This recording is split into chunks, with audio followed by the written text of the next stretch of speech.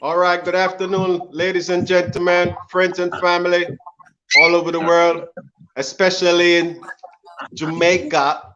We want to say a wonderful evening.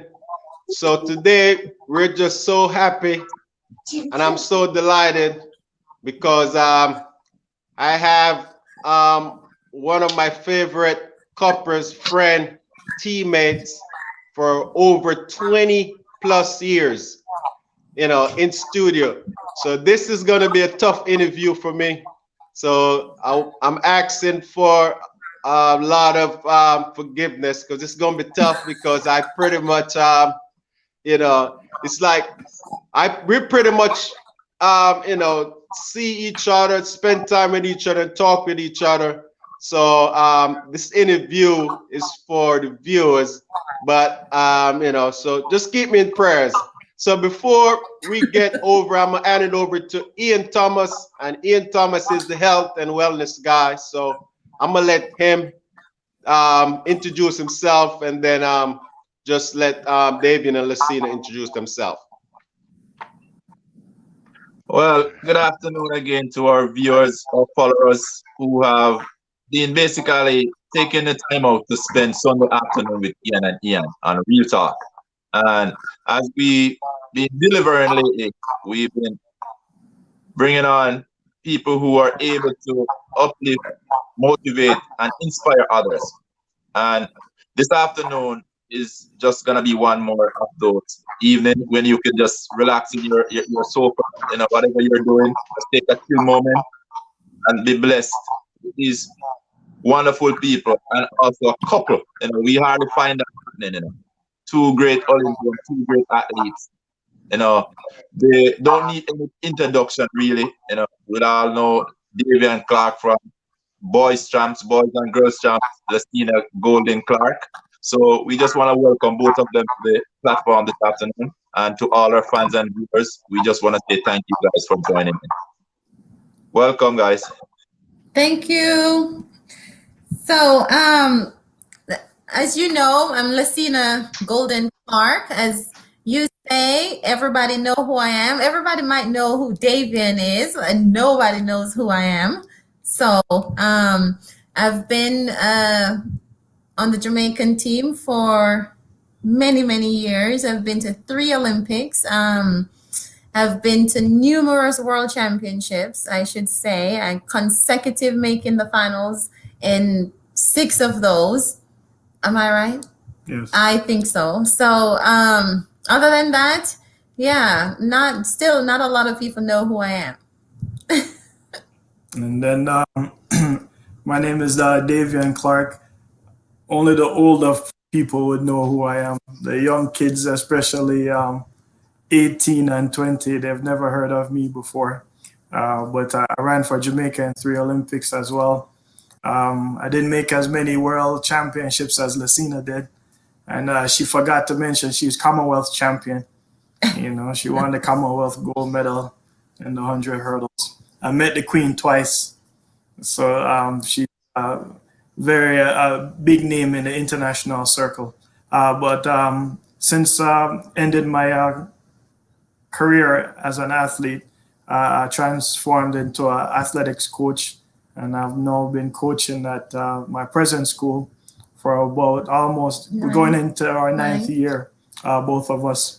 And so we also co-coach here at University of Texas, El Paso. So we're calling you and joining you for this Sunday from El Paso, Texas. All right, awesome.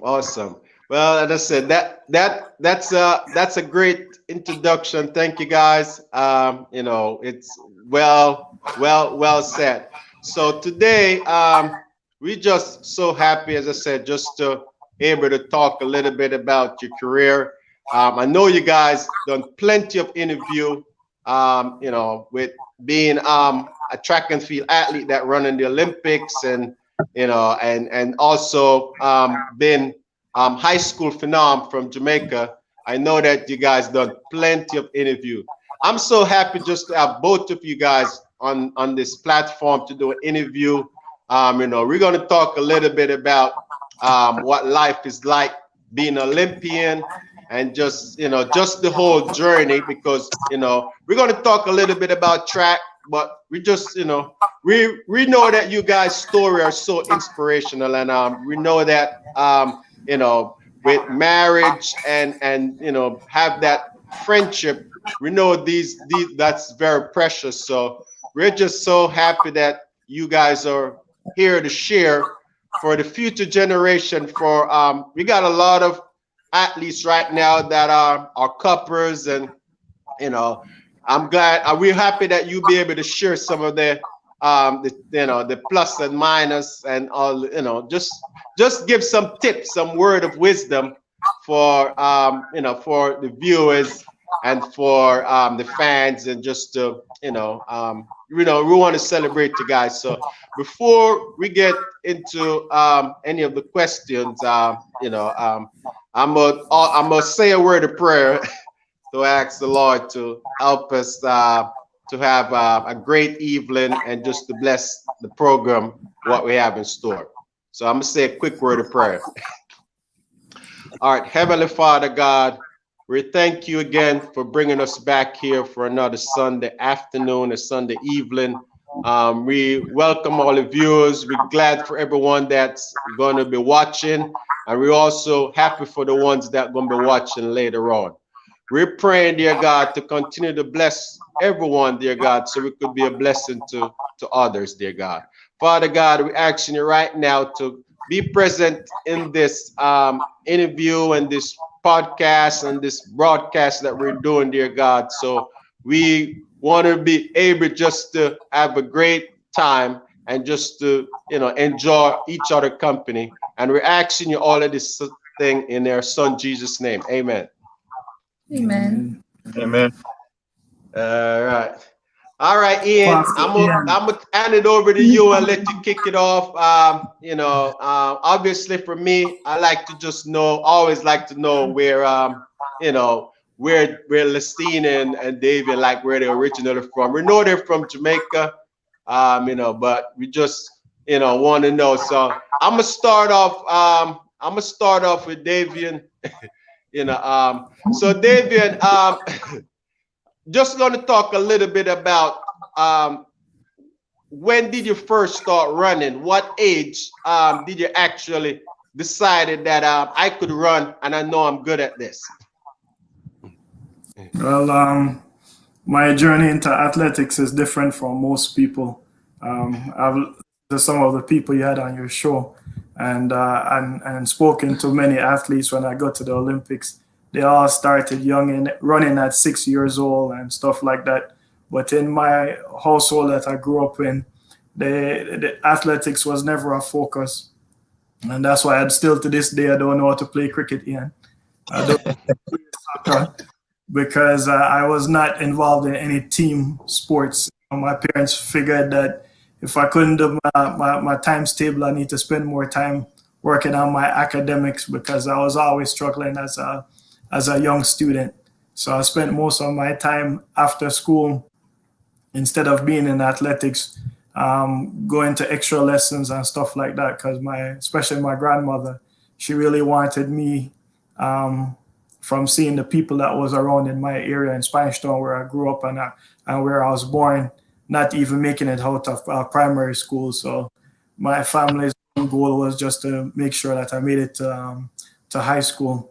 So I didn't actually started track and field until I went to Kingston College, and then where I attended high school. And I actually didn't run track and field my first year. I was there 7th grade, 8th grade. I didn't run either. And in my 9th grade is when I first started track and field.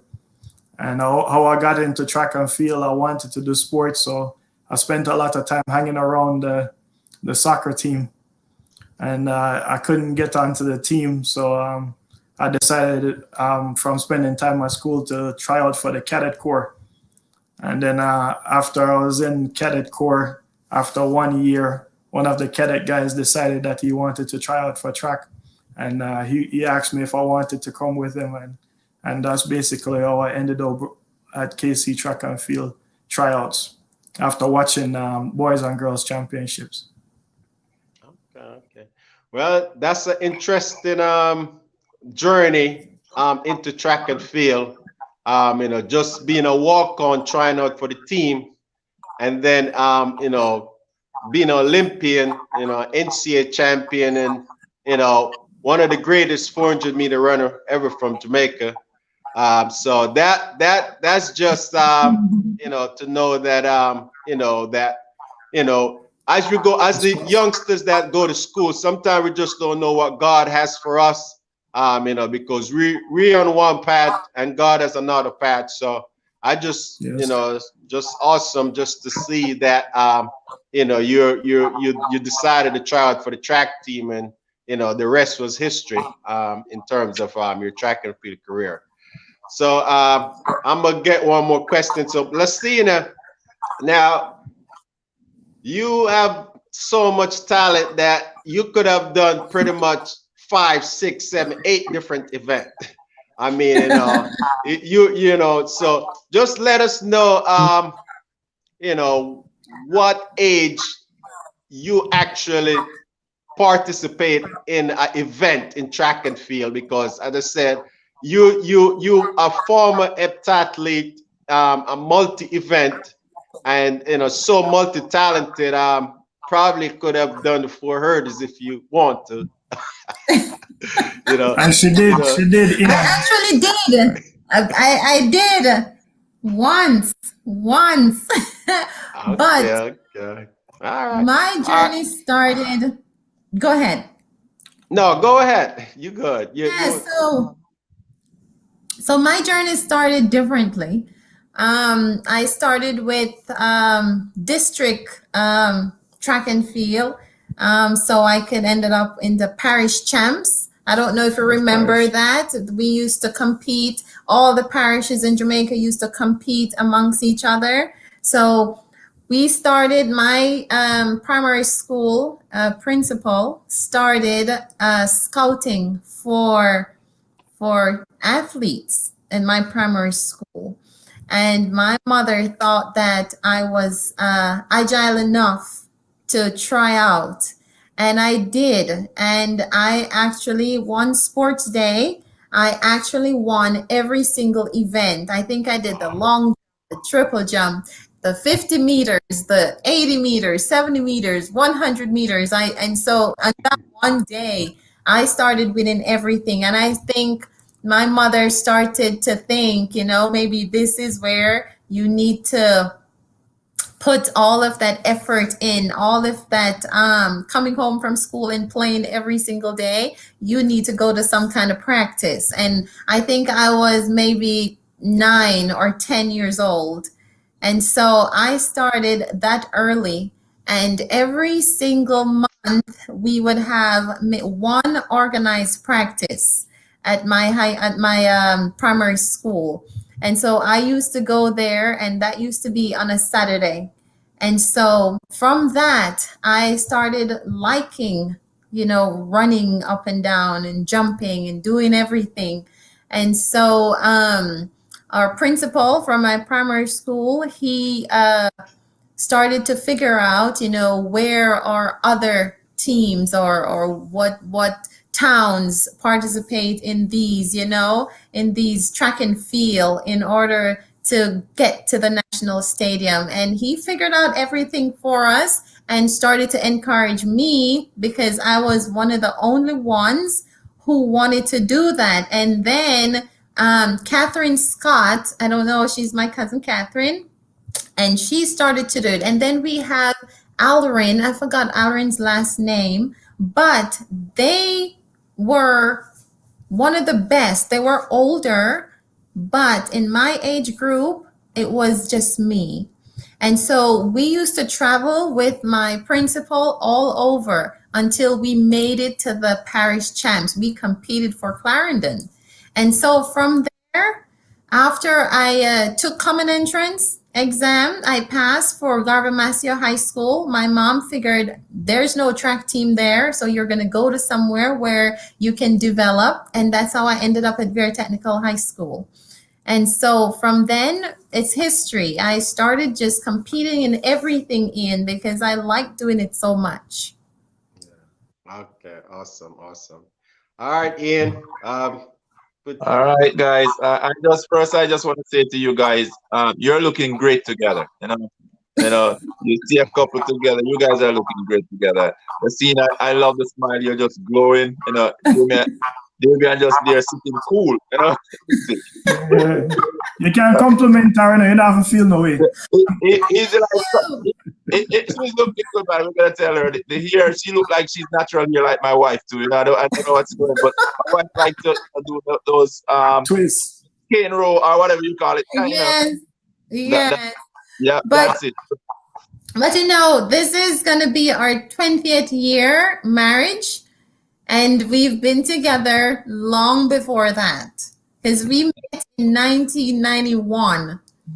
Wow. We've been friends ever since. Wow. You guys look like you have my type of story. We've been together 21 years marriage and about 25 years together. Same high school sweetheart, coming through. Okay. I tell you, I would never give up that journey for nothing else, man. There's so much things that could have happened in my life, but I'm like, God, I like the journey, Yes. So, Yeah. David, I'm gonna go back to you first, and the fact that you did not, come through the system as most of the athletes would have identified early in their career as a runner, rather from the community or so forth. So I really want to still go back to your community. Growing up in Spanish Town, I want you to tell me back to your first influence, whether that be mommy and daddy, and what it was like growing up in your community, and just probably give a shout out to two people within the community that really helped in terms of your molding and development, even up to this day. Well, my family is we have a big family, first of all. I don't even know all of them. So I have a huge family. My father normally ask him, where are my cousins, where are my this? Him just say, once you hit this corner, all the way back to GC Foster, everybody on the left side is your family. So I was born in Spanish Town, grew up across from GC Foster before it was GC Foster. And when I was growing up, that was when the construction was going on. And my grandmother owned a bar. And so all the Cubans and the people that did the construction at the GC Foster facility, when them get paid, it is in Jamaica. As soon as you get paid in Friday evening, you go run bar. So people coming there and drinking. And as far as, even though I grew up across from GC Foster, I remember being there at the opening, but I didn't go over there like every day. I know all the people there. I know the bus driver, which was a dreadlocks man. And then years after, I found out it was Jeremy and Gonzalez father. And he had the Jamaica record in the 400, ran 44.4. And he used to be the bus driver that carried drive the GC Foster bus, and sometimes drive the St. Jago students bus as well. But I really didn't have a lot of influence outside of my family. Like I said, my father used to like athletics. He used to run a lot. He liked to jog, long running, like 5K and stuff like that, but not competitively. And my mother, she said she was athletic and she liked to, just like Lasina's mom, she liked to skip and jump rope and stuff like that. But nobody in my family that I know of was really into anything athletics. All the people I know, they were all teachers and more academically inclined. And so even the school that I attended in Spanish Town, St. Catherine Primary, it's a Catholic school. And so the entire thing is paved. There's no dirt. So when it was time for PE, we had an option. We had to play netball with the girls. So we have to play with one hand behind us. Football was not allowed. No running was allowed. So, like I said, the emphasis was solely academic. The only thing that they had there was the scouts. And I always wanted to join the scouts, but then my parents was like, no, we don't have any time for that. You need to focus on your academics. So I couldn't tell you about people who inspired me to run because there wasn't too many of that. No, I ended up having a cousin that was a runner, and Carl McPherson, yeah. You know, Oh, I didn't know you guys were cousins. yeah. So Carl lived like 10 houses down the road from me at GC Foster. And so my uncle Alvin, knowing that Carl was involved in track and field, he started to encourage me. I said, man, I think you should run. I think you should. So if I could look back, I would say he was one of the persons that was encouraging me to do athletics, but he didn't know much about it anyway, so I didn't get a lot of direction. And then my older brother, Charlie, he went to St. Jago, and he had the influence of being there when St. Jago had those great track and field runners. So he knew a lot about athletics and would encourage me to participate as well, but not a lot of influence in that area. I was just really talented, and then once I got to KC, I finally got the opportunity to compete in sports, and that's it. It was more, I was mentally ready, but I wasn't physically prepared. I didn't know any technique or anything like that. So basically, you're born with the gene. Genetically, you're cut out for running. Yes. I was just cut out for running. Yeah, it was just until you discovered that talent, which I'm happy that you did. Because, you embraced the track pretty well. All right, let's see now. Over to you. You'd say you were basically in Clarendon. Yes. All right, so Clarendon is not too far from St. Elizabeth. I have to take up to 45 minutes to get there. So growing up in Clarendon, you realized earlier that you would realize that you were very talented. So I would just like to know what it is for you growing up in that community, and everybody saw you that runner pretty early, And mommy, could you even talk about mommy a little bit? It seems to be your early influence. Yes. She motivates me. She encouraged me, to continue because first of all, I never watched the Olympics or anything like that. And my mom, she loves sports. She loves cricket. She loves everything. And so she used to be the one to say, I'm going to send you on this trip, or I'm going to send you here, or I'm going to send you there, because she knows from listening to the news and all that track and field is one of the outlet. There's something that can takes me out of the community, because I grew up in a community where not a lot of people are literate. The illiteracy rate is almost, I want to say, more than 50%, because a lot of older people in that community did not finish secondary school. I think they just grow up and just go to work, go to help their parents. And so the norm continues, and so my mom didn't want that for me. She wanted me to be better than she was, and so she wanted me to just get out and go, and track and field was that thing. And Catherine Scott, she was also someone who motivates me and encouraged me as a younger athlete, because she also have gone to numerous Olympics and world championships as well for Jamaica. And her brother, Michael Blackwood, as well, but he's younger. So during our time going to high school, she was someone who always, even when she left and went to university here in America, she used to write me letters and tell me how I should continue and how I should just make sure that I'm mentally tough. So as with Davian's story, mine is totally different, because I knew what I wanted at a young age. I knew what my mind was set on, a certain level of what I need to achieve in order to move away from my community. Great. Okay, Ian, back over to you there, man. All right, awesome. So now that we find out the introduction of track and field, we just want to go over a little bit of you guys' accomplishment while you was in high school. So I know Davian, obviously, I think I first heard about Davian in class 2. I'm not sure if he ran class 3, but I first heard about him in class 2. That, I actually remember running against Davian on a 4x4 at Boys Champ. And, he was running the ankle leg. And I'm telling you, about 5 meters from the line, I heard somebody coming, and that was Davian.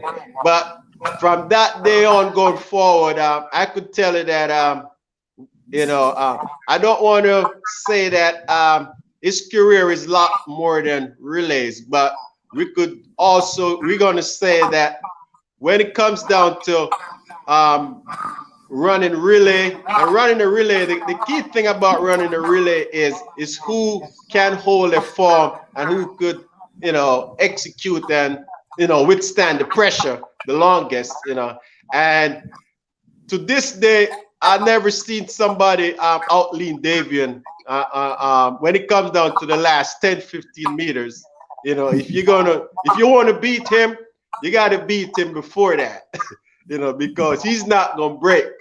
But my point that I want to make, Davian, tell us a little bit about your first year at Champs. When did you compete at the Boys Champs? And then I want to ask you about representing Jamaica in the junior level. Well, like I said, once I got to KC, I was following some of my classmates who I guess their family and their parents were able to point them in the right direction and tell them, if you want to make it to a college, athletics is the way. And so I followed them over there, not having that as a goal. I just wanted to run at champs because I attended boys and girls championships, and I heard the guys playing the bugle and the drums and the energy. And you guys been to champs, and I was drawn to that. I watched the athletes compete wearing their purple and white on the field, and I say, you know what, I think I can do that, and I'm going to find out what I need to do to be here next year. So when we went over, tried out for the team, it was tough because I didn't realize that, that high school coaches were recruiting athletes from primary school. I thought I could just go out there and try out and I'd be on the team. But when I got there, KC, they already had somebody for the 100 meters. They already had 2 people for the 200. They had hurdlers, they had long jumpers, pole vaulters, 800. So it seemed like everybody had a spot on the team. So when I tried out for the team, coach was like, well, we have to figure out where to put you because we already have sprinters, you're trying out for the team, but you're not fast. Because remember, I didn't have any formal coaching or anything. My arms were all over the place. I didn't know how to sprint. I didn't have shoes to sprint. So one of my first practices that I can remember, I think coach gave me 600, and I think he gave me 600 because he didn't have any time. Yeah, he wanted me to quit. So he's like, I can't deal with this guy. Don't know how to run. It's a waste of my time. And that's where the 90% mental came in, because they thought I would quit from doing that workout, running with and I didn't run with any class 3 guys. I ran with the class 2 guys and the class 1 800 runners for KC. And I was able to finish the workout. I'm not saying I beat them. I was still behind, but I was able to run with them and finish that workout. And then they were impressed. They were like, I can't believe you made it through that workout. And it came down time for champs, and they had to pick the team. They had 2 guys for the 100, like I said, 2 guys for the 200. They had everything, and then they realized that there was nobody in the 400, and they were actually training me for long jump. So they said, well, you're going to champs anyway. You're going to be doing the long jump because you're the number 2 long jumper. And we only have 1 guy in the 400, so we're going to put you in the 400 because it was a 400 or the 1500. Oh, wow. So they put me in the 400. And so from the entire KC Class 3 team, I came back with 2 medals, a medal in the long jump, a bronze medal in the long jump, and a bronze medal in the 400. And I actually had the fastest time going to the 400 finals and the semifinals. But I didn't have it. The next day, my legs was tired. I couldn't repeat that performance. But I got beat by Mark Blake and I forget the other guy, JC guy. All right. Well, that's awesome. So this the career I've started in terms of boys champs. So just gonna we could talk all day about you running a Yes. champs and Kingston College, but we're gonna move along. Just summarize and tell me what was your most memorable race at boys champ, and and what can you remember about that race? Why it was? Well, like I said, I don't know. I think all of them are my first champs. Like I said, I beat the odds and was able to come back with medals. My second year at champs, I run against Daniel England, little brother, and then Edward Clarke, who were two of the biggest track and field stars in that time, and that was first year too. So I was third behind them. So that was a great experience. And then look, Edward Clarke set the record that stood for almost until Sekou Clarke his record. So it stood for a long time in class 2. He ran 47.1. And then my next year at champs, I won champs. Me and Ali Watson battled in the 400. I got the record in the 200, the champs record in the 200 meters. One of your sets man had that record. I broke that record I think it was Carlos's record. Okay. Yeah, and that was a big thing because I watched Carlos run. So I thought Carlos was like the most talented person I ever seen run for Jamaica. So the fact that I was able to break his record, that was huge for me.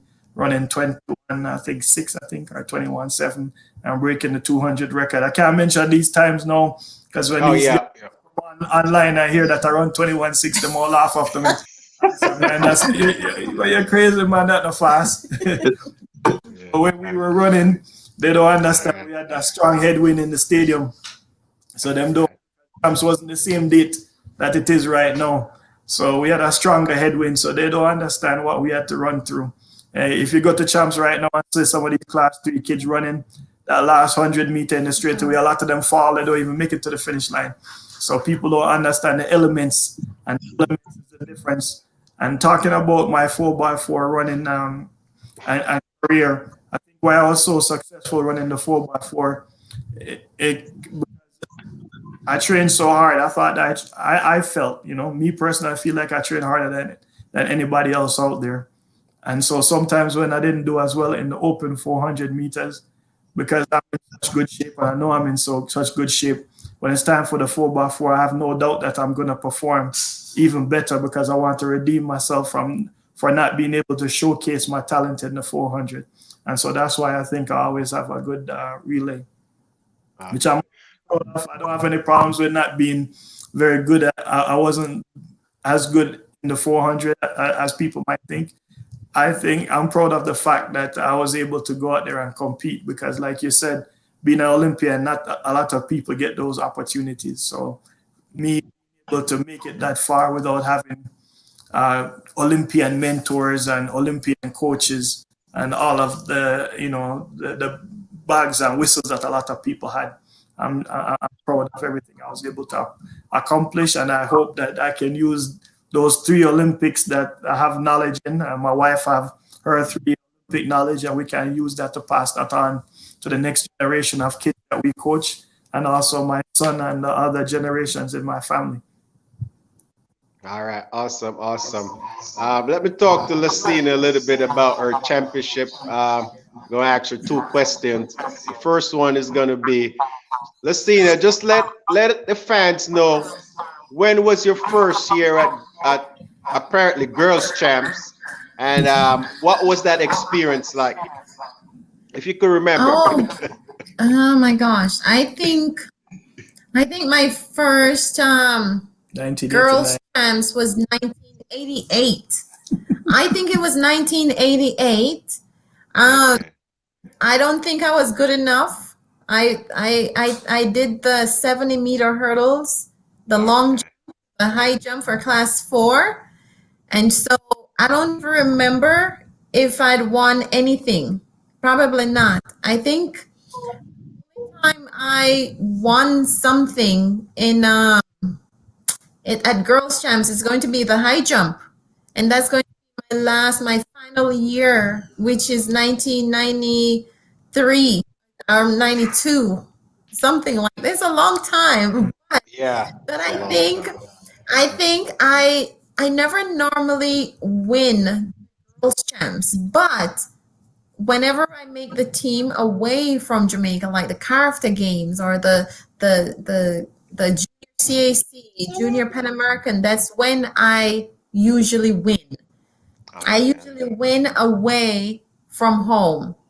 And so a lot of people usually ask me, Lucina, how is it that you can't win at the Girls' Champs, but you can leave, go someplace and win something? And I don't know what I can say about that. It's just that whenever I go to compete against other persons, other nation, other people other than Jamaicans, I think I put everything out there. Just leave it on the track. Rise to the Okay. All occasion. right. All right. And we know that typically too, it's a bit more relaxing away from Girls Champ. I know you probably do, several events, Yes. just trying to get points, and Exactly. the whole thing sometime can, because we've seen it over the years that not necessarily because you do good at the championship that's going to determine You results do. later on. Some people Right. start running way much better after champs, and sometimes you wonder, are they tired? It's always a lot of different stories to figure out Yes. what really was the difference. And So that's true. yeah, That's so true just because recap and just always. tell us what was your best memories of for all the years that you competed for Veer Technical. I know, like back in your days, Veer Technical was the best We won best everything. female program in the country. So I know that Yes. we have a lot of what was that like to know that so many sucks. Anyway, let me go back to the other question. Just tell us about your your experience at champs, your best experience that you could remember, today. It was always good for me as a young athlete, with so many great runners that what went to Tech. Like we had the Beverly McDonalds, the Merlin Oddies, the Merlin Frasers. We have so many athletes who made it to the Olympics. Like I usually just sit and watch the World Championship as a class 3 or class 4 athlete and watching our my own teammates on TV competing. It was always good to know that I am a part of the program, and we worked so hard. We didn't want any other school to beat us whenever we get to the national stadium. So we work morning and evening, twice a day. We used to work back in the days.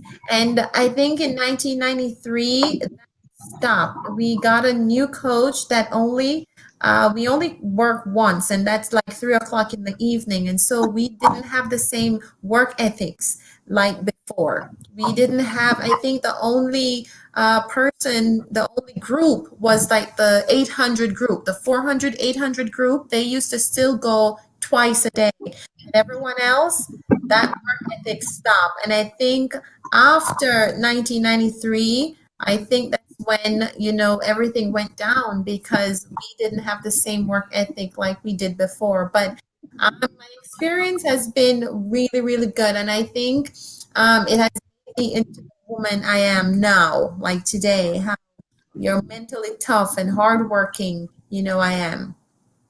All right, awesome.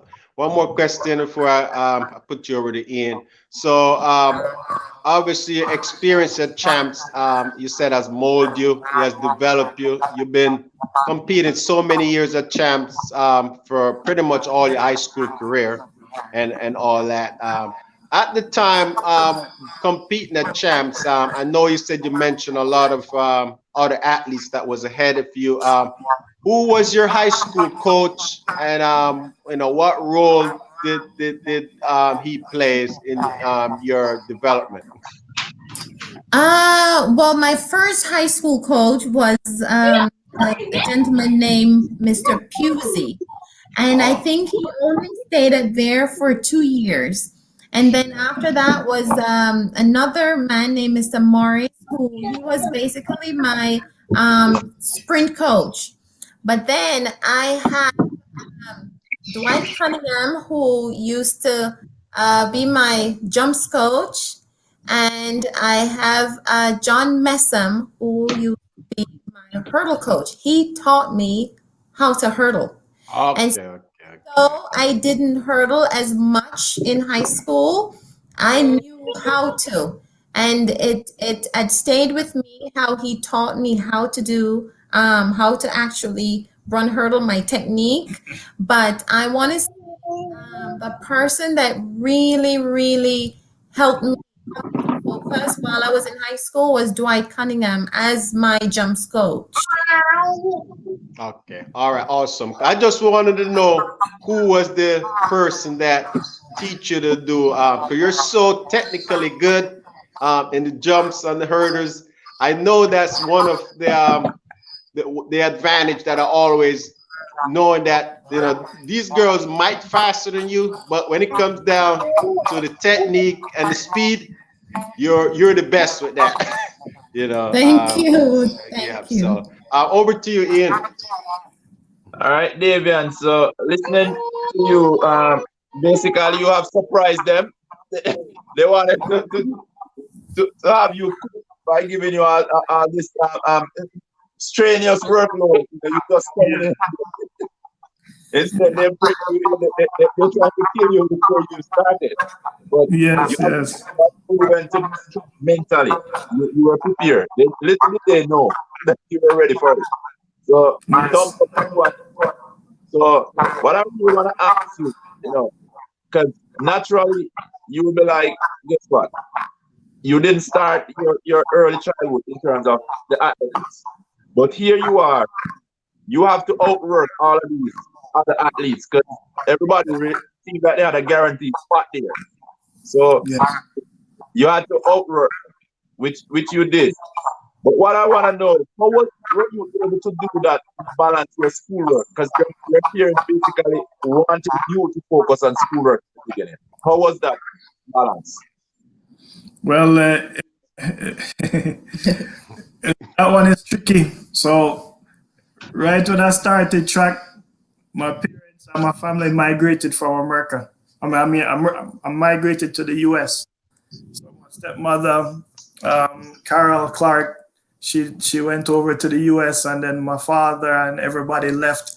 And so they gave me an option. They said, do you want to come with us? Because we don't have a lot of space where we're going to New York. And I said, no, I don't want to come. I want to stay with my grandmother because I was living with my grandmother at the time, most of the time. I said, I want to stay with her. And I just got selected for the KC team. So I definitely cannot leave. But that was before champs. So actually I wasn't selected for the KC team yet. So I was, because I think because my family left, I was able to dedicate a little bit more to athletics. Because probably if my dad was in Jamaica, he probably wouldn't have had me spend so much time running and stuff like that. But after they left and they heard how well I did, my uncle came to champs and saw me run, and he told them how well I did in athletics and that he really thought I had the talent to make it. They also saw that light, and so my parents, especially my stepmother, she was able to start looking for colleges for me and start talking to U.S. colleges, and says she has a son, he's a runner, these are his times, can he get a scholarship? And so she started taking care of that aspect of it. And then she was encouraging me through my father to make sure that I took care of my academics so that when I did get the opportunity to get a scholarship, I would be academically able to take up that offer. And as you know, we have not all, but we have a lot of our Jamaican kids that can't take a Division I scholarship. because they haven't taken the SAT or they haven't met the academic requirements to go to a D1 school, so they have to go to the junior college. So because of my parents now and their influence in that area, I was able to go directly to University of Miami, a Division I school, and I didn't have to take the route of going to a junior college. And so I would like to thank my parents for having, in hindsight, even though I couldn't see it, for them having the foresight to foresee all those things and make sure that they forced me to take my academics seriously. And at that point, you hit a crossroads. And so at those crossroads, I was able to make the take and go into the direction that I wanted to go into. But yeah, it was hard at KC. I didn't have a spot on the team, so I had to work for mine. And things I like about track and field is that unlike team sports, you can separate yourself and stand out. Because if I'm the fastest 100-meter runner, they have to let me run at KC. So I was able to separate myself, being the best in the events that I competed in, and I was able to seize that opportunity and get that opportunity to run at champs and move on to college. Well, with what you just said a while ago, there's one question I want to pick up. Yes. And that is, in Jamaica, everybody wants to come to America. You, in that period, you got the chance. You were asked, do you want to come? And you turned that down. that says something, man. Everybody in Jamaica want the opportunity to go overseas. Why you turn that down? Well, like I just thought that I could get better training in Jamaica, and I running at champs made me excited, and I just wanted to. I love being a part of the team at Kingston College, and I didn't feel like I knew I had to leave eventually, but so that's why I told my dad I think I'll leave when I'm older, but I wasn't ready to leave at that point in time. And then my grandparents were older, and I didn't know how many years they had left, and I knew if I had left, they wouldn't have anything to live for. So, even though I was their grandson, I was like their son. So, I didn't think they would be able to function and do all the things they needed to do because I did a lot at home. I run the rental property because we have some tenement yard to rent out, and my grandfather at the time they didn't know how to write up the receipts and stuff like that, write up the eviction notices and stuff like that. So I had to I did all of that, and then I even had to clean up the house and polish and all that stuff before I got to every track meet because they wouldn't let me go to track meets until I do all my chores in the day.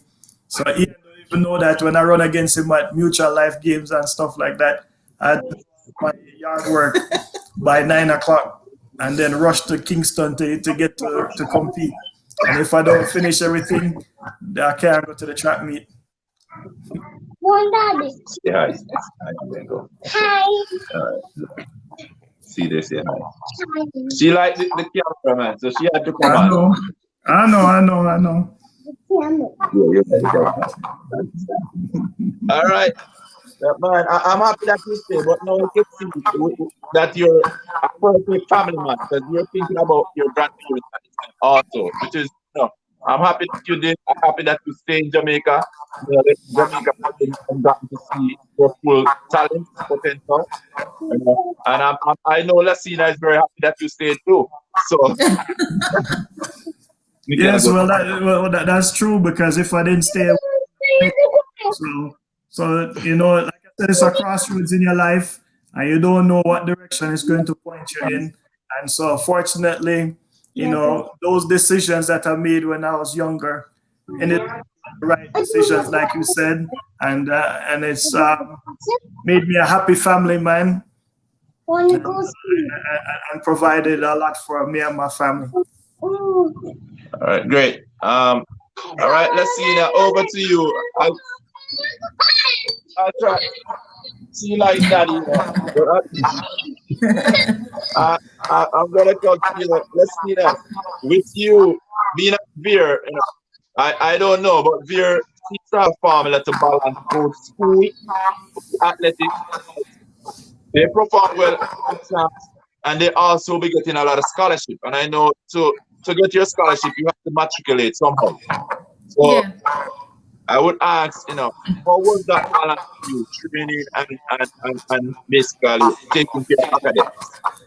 I can't say it was easy. It was really hard because most athletes at Veertech live on the dormitory. So we all live on the dorm. We don't go home every single evening. We go home on the week or every 2 weeks.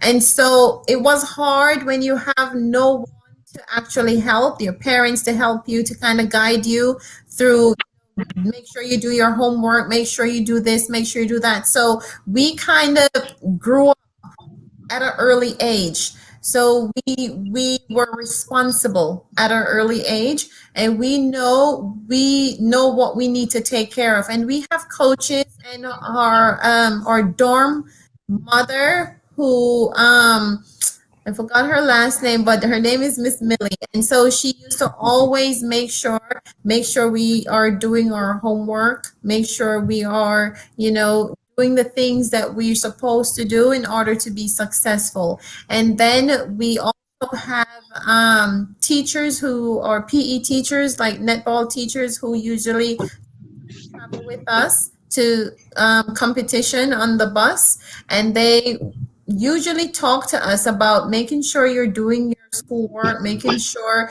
you are getting good grades, and making sure that you're taking the SAT. Talk to your parents about the SAT. Talk to your parents about the core classes that you need to take in order to get a scholarship and stuff like that. So we hear it constantly. So as Davian says, now you don't have like those someone, a mentor, in order, to tell the young ones nowadays, growing up in Jamaica. We had that when we were in high school at Veer. So and Veer, there were so many athletes that leave on athletic scholarships. So we kind of follow in the footsteps of the ones who, was before us. So we kind of knew what we had to do in order to make it. Great. So that there was a good balance there, and mentally you guys were ready. There was a Yes. structure to make a difference. Yes, Okay, yes. back over you, Ian. All right, guys. So we're going to move on a little bit. So we're going to move on to your college experience. So I'm going to start out. I'm going to start out with Lucina first, with the college experience. So Lucina, and I know that Davian did a year in high school before he actually went to college. So Lucina, can you just go back in time and just tell us what was that like when you got that scholarship and you just land in Texas? What was the experience like, with a different culture and a different in college? What was that like? Can you explain that to the viewers? Well, it was really tough. When I first got a scholarship, I think I got like 3 of them. One for George Mason, one for another an HBCU team. I forgot what it was. In Florida? No, it was in Virginia somewhere. And then I got one for the University of Texas. And so I did not take any of those scholarships. I actually took a scholarship for San Jacinto Junior College, because my best friend, Andrea Giscom, was going there as well. And I didn't want to go anywhere that I knew no one. I didn't want to go anywhere. So I actually went to the junior college with her. You heard that, Ian? She was a D1 qualifier, could have went straight to a D1 school and turn it down. I went to a Yeah. junior to be with our family. So that's the thing that people have to understand. It's not always about the money. Sometimes it's about your heart and your happiness. Sorry, Yeah. go I went to the junior college, and after a year, we were told that they were going to discontinue the program.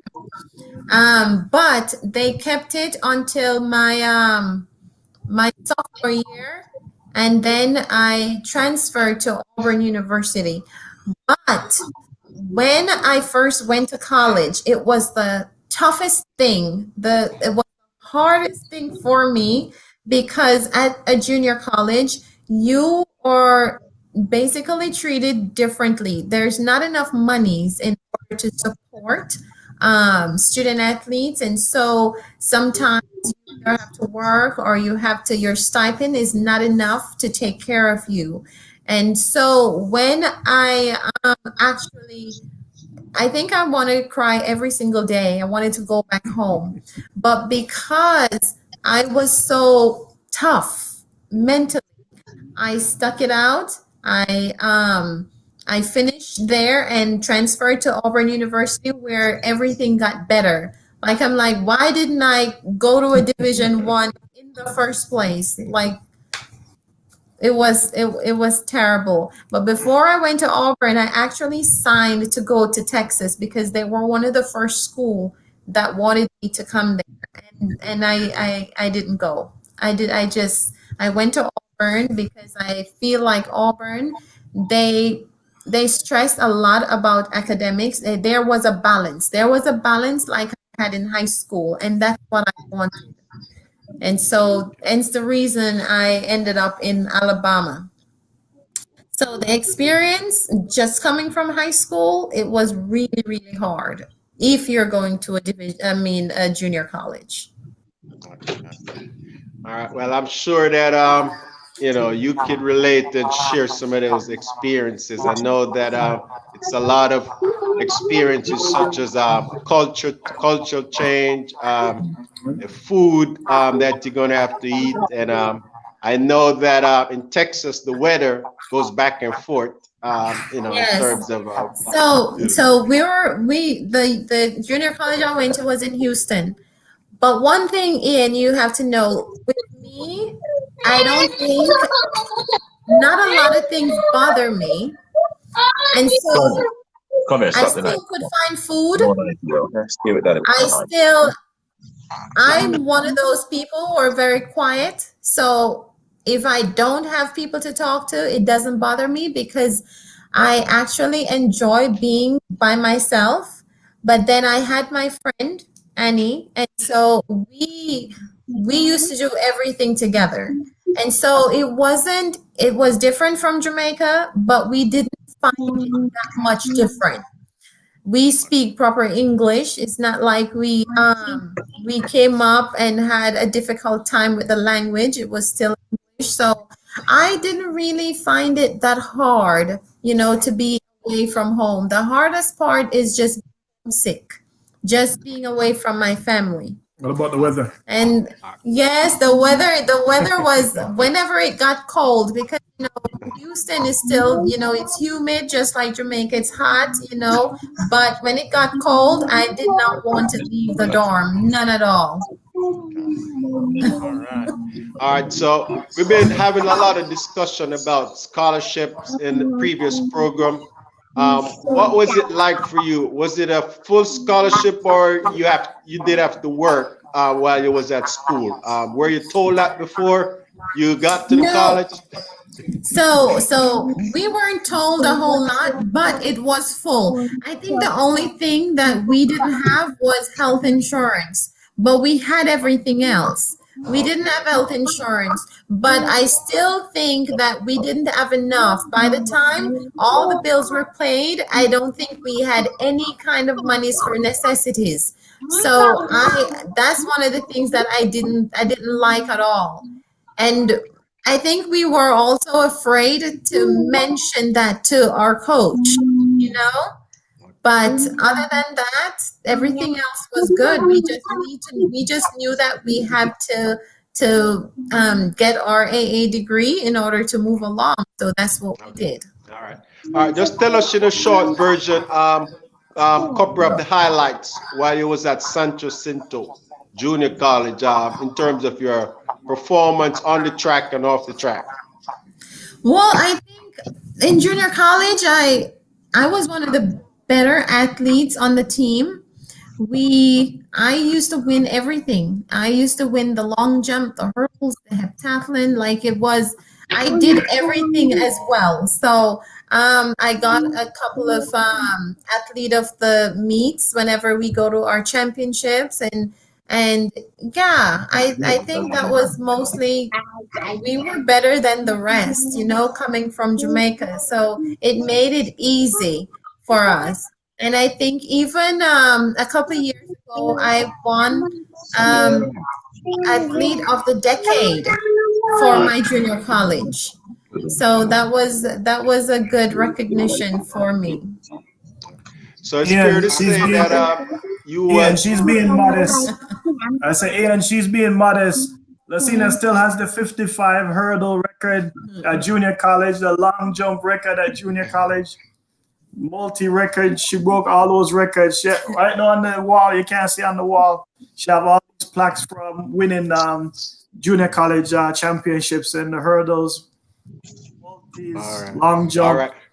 So it's fair to say that Lucina was, dominant. she exceeded her performance in junior college. She was above most of our competitors. She was more of an Olympic standard athlete, while she was in junior college. So I know those award All-Americans, and so obviously you more than likely was junior college champion.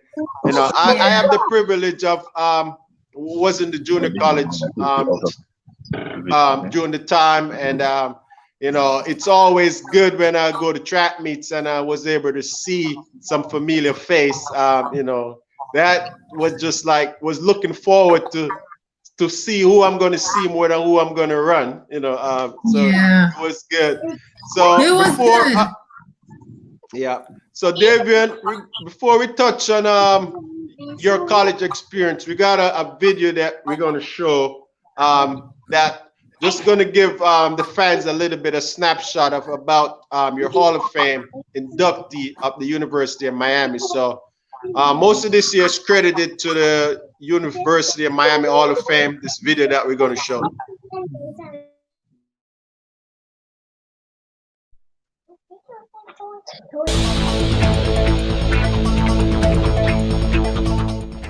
Davian Clarke came to South Florida from Jamaica, which has produced many of the world's great track athletes. With the Hurricanes, Clarke developed into one of the greatest runners in the history of track and field. In 1996, he won his first national title with a victory in the NCAA 400-meter outdoor.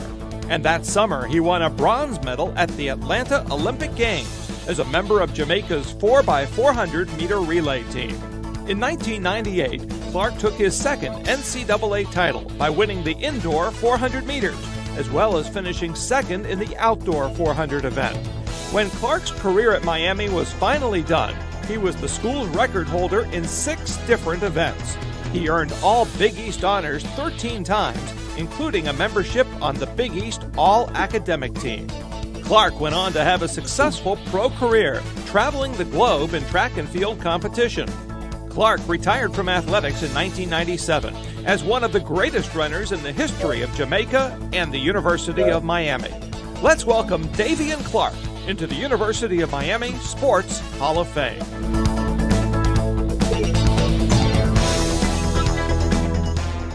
Thank you, Lewis. Now the men's 400 meters. Once again, the field is split. This is the unseeded heat. We'll be watching University of Miami senior Davian Clarke. He has had a storied career not only at Miami but also running for his home country of Jamaica, as they were bronze medalists in the 4x400 meters in Atlanta and also have medals in the relay from Gothenburg and Athens at the World Championships. And it is Clarke hanging out there taking the lead as he cuts for the pole. 22 seconds for the first 200 meters, and it's Clarke You youngsters out there, notice how they use their arms. Look at them drive and help lift their bodies in the second half of a 400 meters race as you tie up. Rohan McDonald, the sophomore from Texas Tech, runs in second place. Matt Rogers and Fabian Rollins battling over third. But this race is all about Davian Clarke, who comes to the line 45.86, beating the 45.90 by Baylor freshman Brandon Couts in the other heat. Clarke. Okay. All right, Davian. Yeah, So they really before we dig to talk find about those videos. So you have to really dig to find those videos. oh yeah.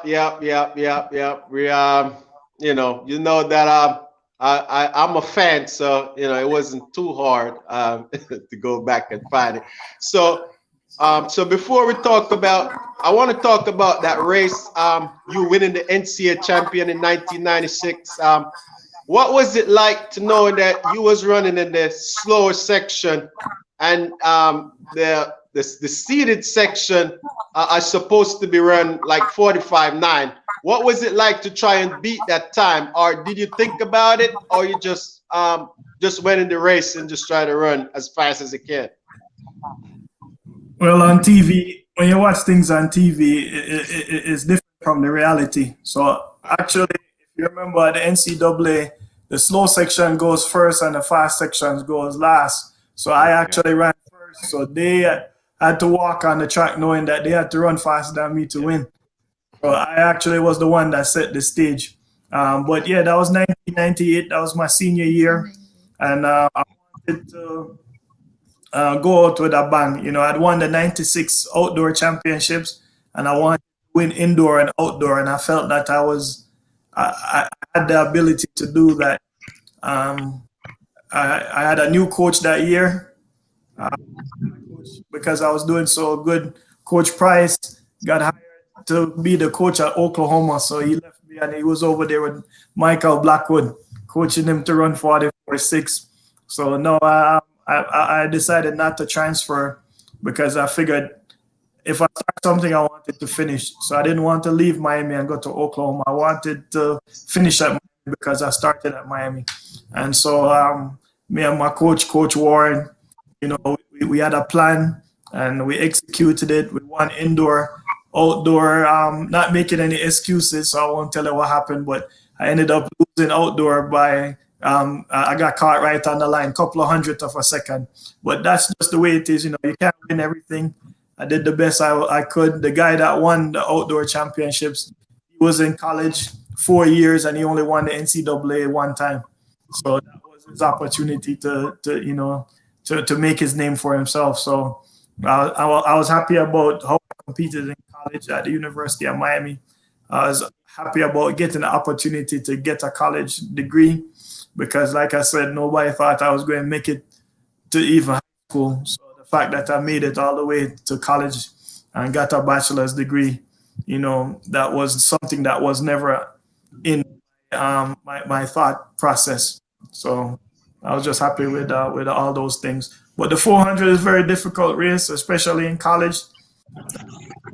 As you know, you came down to Miami a couple of times. I remember you guys coming down and training and running at the Hurricane Invite, George Mason, and I was so impressed with how hard you guys train. And it was good. I know you guys, the team title escaped you guys a couple of times, but I know you have a lot of rings from George Mason. And I love the camaraderie that your guys' team had. And you had so many athletes that were all at the same level and working very hard, including Gregory Houghton and some of the others. But on my team, we didn't have that many people who were that into track and field at the elite level. They were good college athletes, but they weren't Olympic type athletes. And so even to this day, I'm the only NCAA champion that University of Miami has ever produced on the men's side, and I won twice. So that's why I got inducted into the Hall of Fame. All right, guys.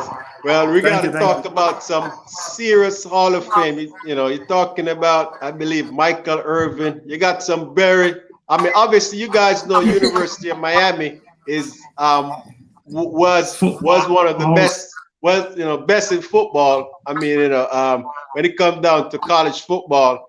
So, just so, and I know too, we're talking about George Mason and stuff. I know you guys used to come to the Mobile Invitation. Yes. We used to come down to Miami to run at the Hurricane Invitation, and then for spring break and a lot of things like that. So just tell us a little bit too. I just want you to say this for some of the younger runners. What was it like to be the best athlete on the team, and you trying to bring the team running these relays? I know you probably run relays and 400 and 200.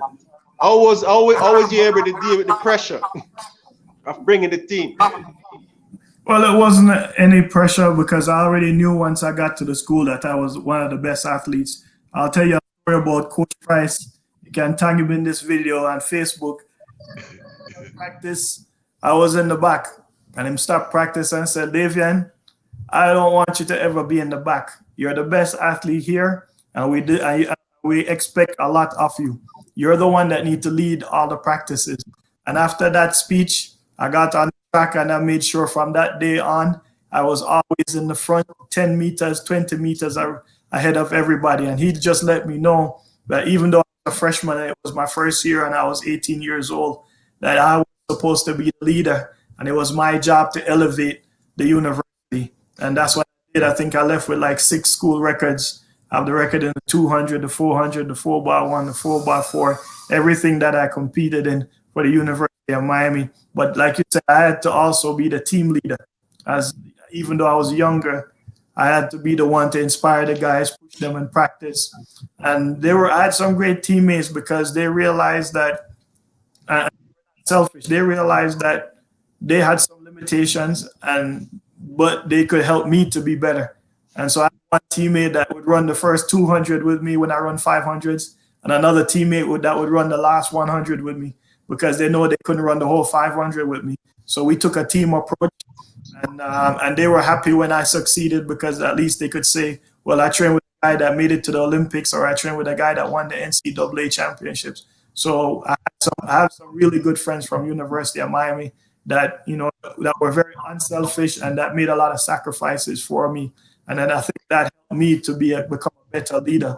And then also when I went out to compete, I knew I had to do it for them because they were expecting nothing but the best. So like you're talking about the 4x4, our school record was 307. And, we beat Oklahoma and Jamaica. We had a meet in Kingston, Jamaica. And I catch Rocksport, and them, I ran like 43 seconds. Wow. Was running 47s and 46, but I would go out there and give my 100%, not only for Jamaica, but also for my team at University of Miami. We weren't quite as good as George Mason's 301, though. Well, I could tell you that I just know, I don't know how you do it, because as I said, when I was going to George Mason, I wanted to know who was going to be there. What type of athlete was going to be there. It makes it, at the time, it makes a difference for me, because yes. I wanted to know somebody and have some friends, and I wanted to know, people that been there and graduated before. So, for me, I was very lucky to know that, meet Mario, Watson, Alex, Morgan, and those guys. The only thing that I didn't know that when I was going, there was recruiting other guys that I was running against. They didn't tell me that, until I get there. I see Sammy B was from Kenya. I mean, yes. We see guys like that won the World Junior. I'm like, man, these guys are here. So it actually gave me confidence knowing that these guys was already doing better than me, and to know that we're going to be on the same team, it was real good. So over to you, Ian. All right, we're gonna give Davian a break and back over to Lesina. All right, so listening to you had a little tough transitioning. You had choices to make in terms of which schools you wanted to go, but as I can see, you're a person who you believe in your friendship, and the support that you had. So as Davian would say, sometimes it's not about the money. Sometimes we do things because of self, and motivation, and just the friendship that you share. You wanted to be somewhere where you have friends that both of you could go through together, and that was good of you. And with that, you said you had a difficult transitioning. Now you're saying, boy, let's choose this school over here. Yeah, that's little difficult in the transitioning. But what I want to ask you is that during this time, I would say like difficult times, where would you have gone for inspiration? Because I've realized you're pretty humble. You said nobody knows you, but let's like Olympians. You have so much records and all these. And Davian had to give us a highlight of it, which tells me that you're pretty humble in yourself. You do not boast about it. So that's so good, a humble person and a loving person. And guess what? I love that about you. All right. Thank you. I just want to know where you go for your inspiration, because you seem to just have a cool head right through. I'm a very God-fearing person. I read my Bible a lot. I feel like without the good Lord, I wouldn't be able to be in the position that I am. And so a lot of times for me to inspire myself, I have to read a couple scriptures. I mean, I'm not like my mom who knows the entire book of the Bible, but I actually put that first, and that's where my inspiration comes from a lot. And plus, my husband, because before we even got married, we used to write together, to write letters to each other. Back then, we had no cell phone, but he had a beeper. And so whenever I would beep him, he would call me and we would just talk, and we would talk about just life in general. And he would uplift me even when I feel like I just want to quit and I want to go back to Jamaica. So I give him credit, to always be there for me. I couldn't call my mom because she had no phone back then. And so we used to write letters all the time. And I just for them to continue to inspire me and to motivate me and to urge me to be the best me that I can be. That's all they wanted for me. So I think that alone, just I didn't need more or more persons, just the people who I wanted in my life was in my life, and they were inspiring me. All right, thank you very much. So you basically just tread down my my alley just now. When you speak about God, for me, everything is all about God. I put everything in His hand, and I realize that the couples that get together and allow God to direct the path seems to have a very good life. Yes. To hear from you guys, 20 plus years, being married, that's a long time, plus years before together. So now you're sending me down that road early. So I was timing Ian to get down here, but I gotta ask you guys, where did this relationship stuff started with all these running and track meets and so forth? Let's see that. So the point where you guys bump it and say, hey, we gotta start talking or something. What happened? Let's hear about that love story. Oh my goodness! My friend Suzette Lee introduces Davian to me, and I think it was. But before you go, I want to know the year. We don't want to miss anything. We want to know the year. Shall I tell her the year, man? 1991. It was 1991. Wow. It was 1991 at GC Foster College, because we were at the training camp. He wasn't at the training camp because he lived close by. Yeah. And so someone like me who is from Clarendon, who they put all the people who were far away on this boarding, like in the dorm. And so I've seen Davian before, but never spoken to him. But Suzette introduces me to him, and ever since we got introduced, we became best friends, like glue. We stuck together.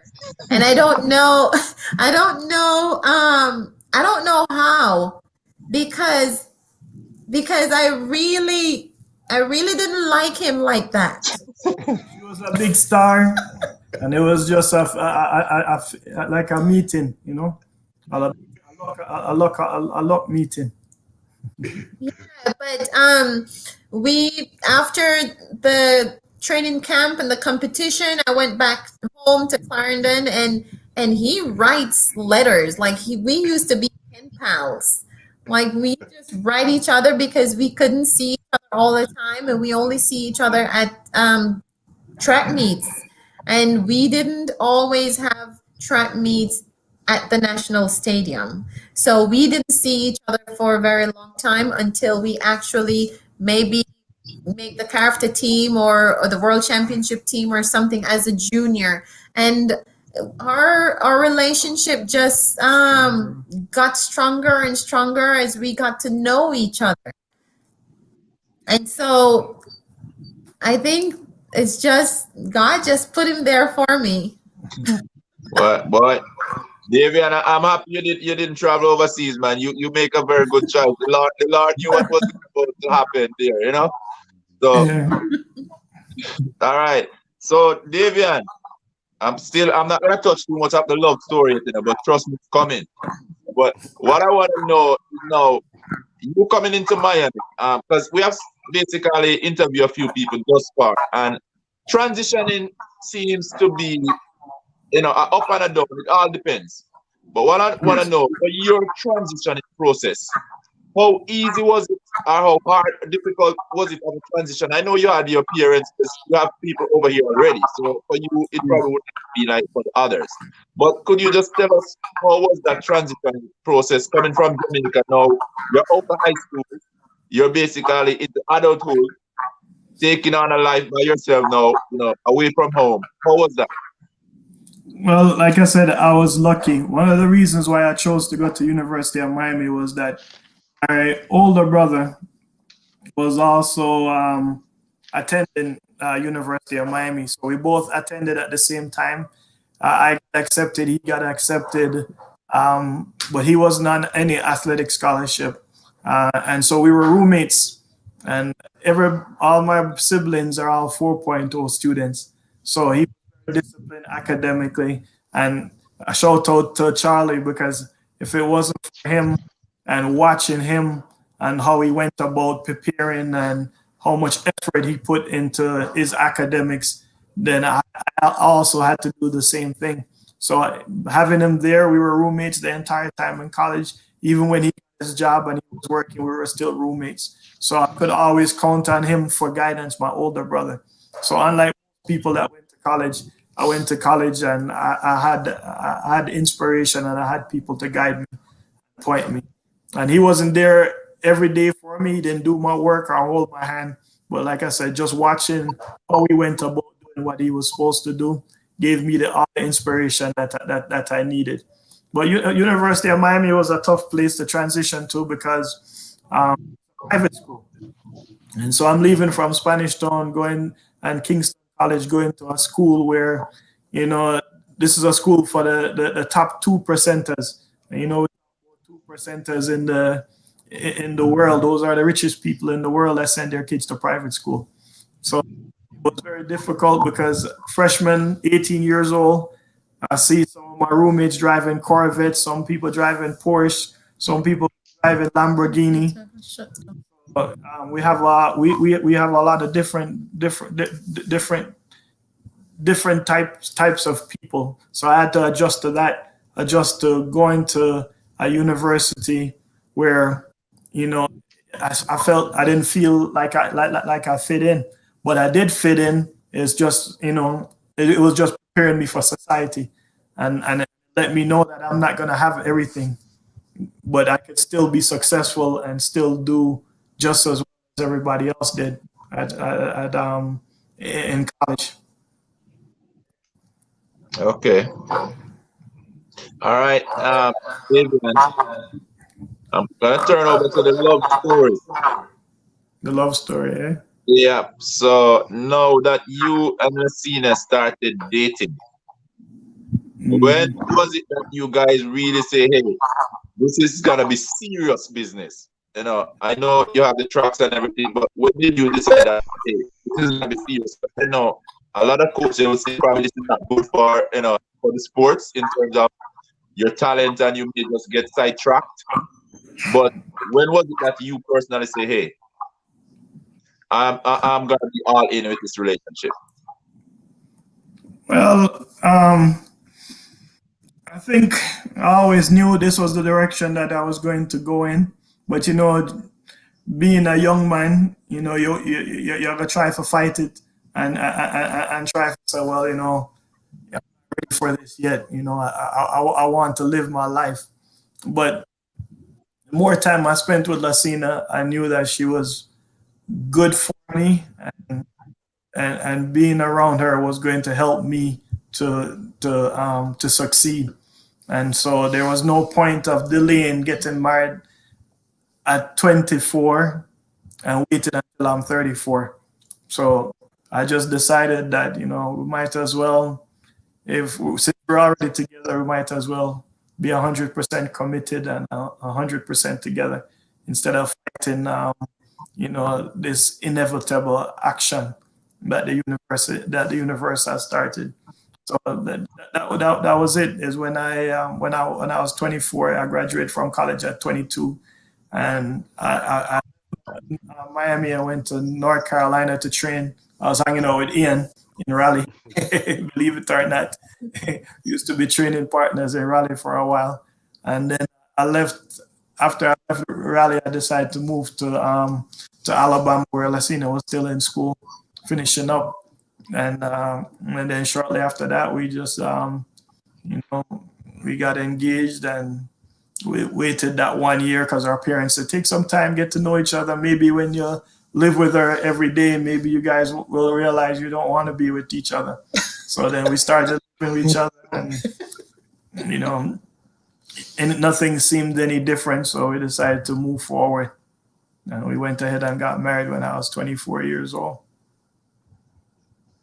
Man, good direction. Good choice. Obviously. I'm getting some feedback on my side, but so I'll be short with the questions. All right. So this is something I want to do, but just for fans, and I know, when we get married, basically it's like a teleprompter. Like, you go in there, you gotta say this, the pastor, before the pastor, they basically prep you before. But if you are getting married today, Lacina, just look at Davian and just tell us what you would say back then if you were just, after knowing him for those years now. What would you say to Davian? Yo.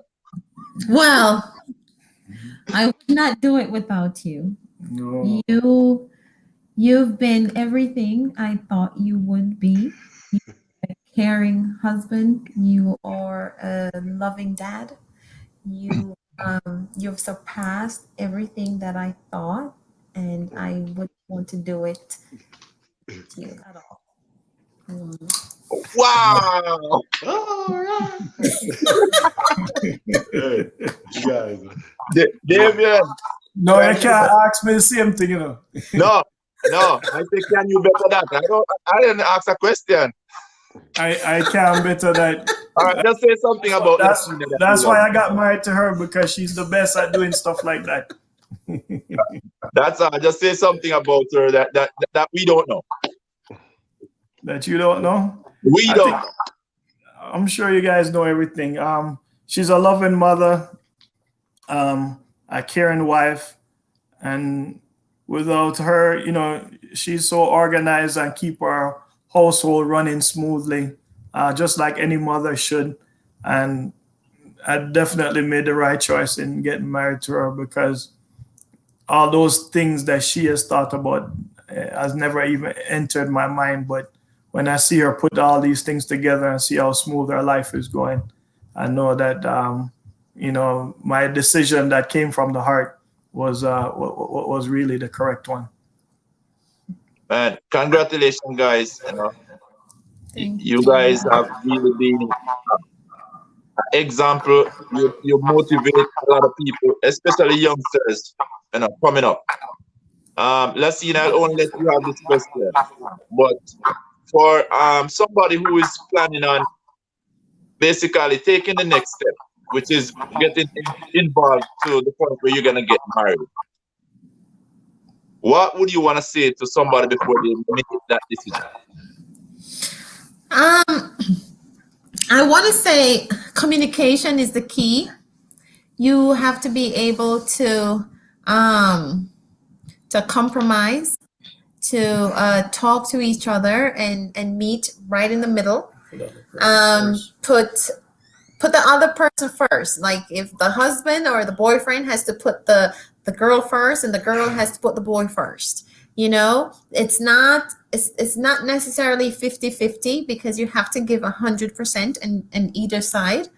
So another thing that I would also want to say is that just love each other, love unconditionally, because without that, then you have to put God first too, the first and foremost, right? Because without him, the love doesn't go as smoothly. You could try all you want, but that has to be right there, smack in the middle. So I want to say, put God first, love each other, and communicate. You have to be able to communicate for the life to be well-rounded. Did I say that? Yes. I'll second you on that one. Communication is definitely the key, and a lot of time compromise. Yes. Love that person, it's love and like the first sight when you Like know that never person. before. Yes. Yeah, you can't wait till tomorrow morning to see the person. When you just start dating, you can't wait to get the next letter, because I know back then it was the pen pal stuff. So Yeah. you'll be like going to the post office every day, even when you just get one yesterday, just waiting. Yes. All right, Ian, guess what? With the feedback, Ian, I'm not sure if you're able to bring in Lassina and Race, but I'll go out and you try to bring me back in, okay? So okay. Oh, let me put Lassina Race on. So I'll go out and then you bring me back, Ian, okay? Okay. In this field, Lassina Clarke, and also Vanette Dixon. There is, but no Bridget Foster, who was a finalist at the Olympic Games and finished 5th in this event 4 years ago, has pulled out. So just the 7 starters. And Jamaica likely to go 1 and 2 here, Martin. Yeah, I'd have to agree with that. It's just a question of who gets across the line first. Clarke looked particularly good in qualifying. The question is, though, was Vanette Dixon holding something back? 6.71, that is Clarke. Lifetime best in that semi-final. Up against Vanette Dixon. Dixon, a finalist in last year's World Championships. And there, I would suggest, a likely bronze medalist, Diane Allagreen of England. So Dixon in 4, Allagreen in 5, Clarke in lane 6. And the Jamaican jumping around trying to keep warm, I imagine, as much as anything. Coming from the Caribbean, should be especially feeling the chill in the Manchester air this evening as they go to their blocks.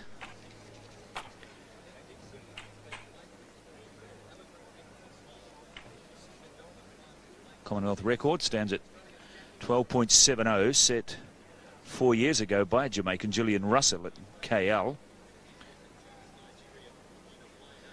And with Foster the fastest here at these games out, has opened up this race somewhat.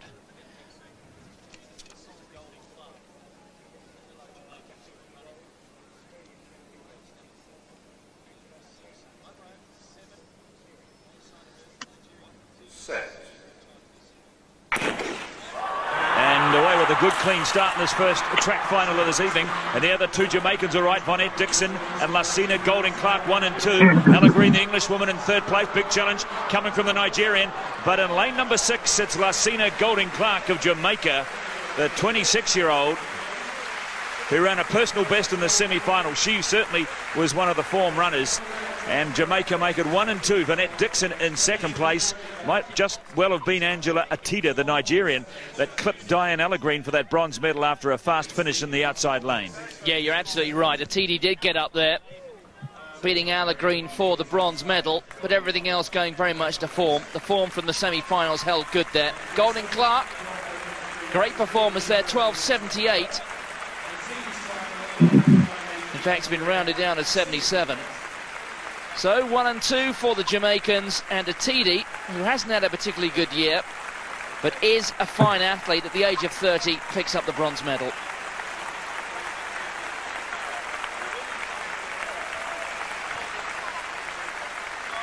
None of the events of last night's men's 110-metre hurdles where Colin Jackson uprooted the first hurdle and cost him the title. But look at Atidi, closest to the camera. No match for the two Jamaicans. They're faster girls, they're better hurdlers, but Atidi, former African record holder, just beats Ellegreen there for the bronze medal.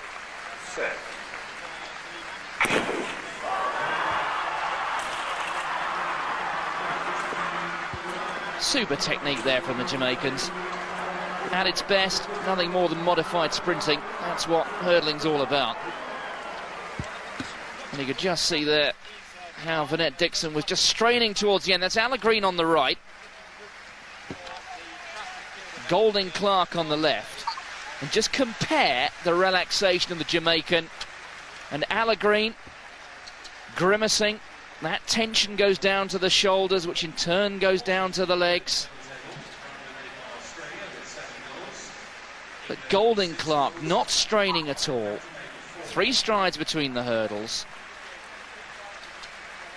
That trail leg coming through nicely into the next sprinting stride. Not a strain at all. The complete antithesis of the young English girl who just missed out on the medals. If any kids are watching on the box, and there is Angela Atidi, if any kids were watching that, certainly take a leaf out of the book of Lucina Golding Clarke. It's all about fast sprinting, modified sprinting, and relaxation. Maintain it all the way through the 10 flights of hurdles. As soon as the tension creeps. All right, awesome.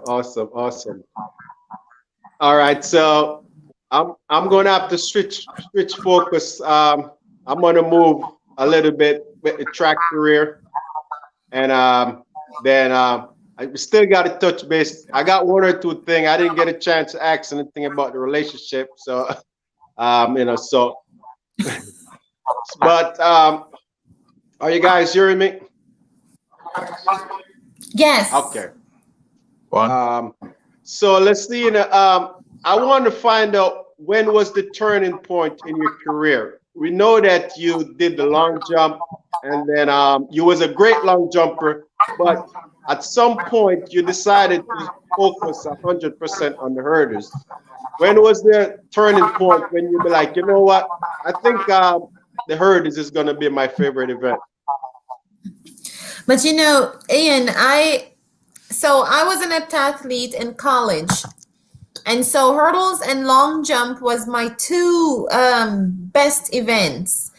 And so in 2000 and I think 2001, I made the Jamaican team in the indoor world championship.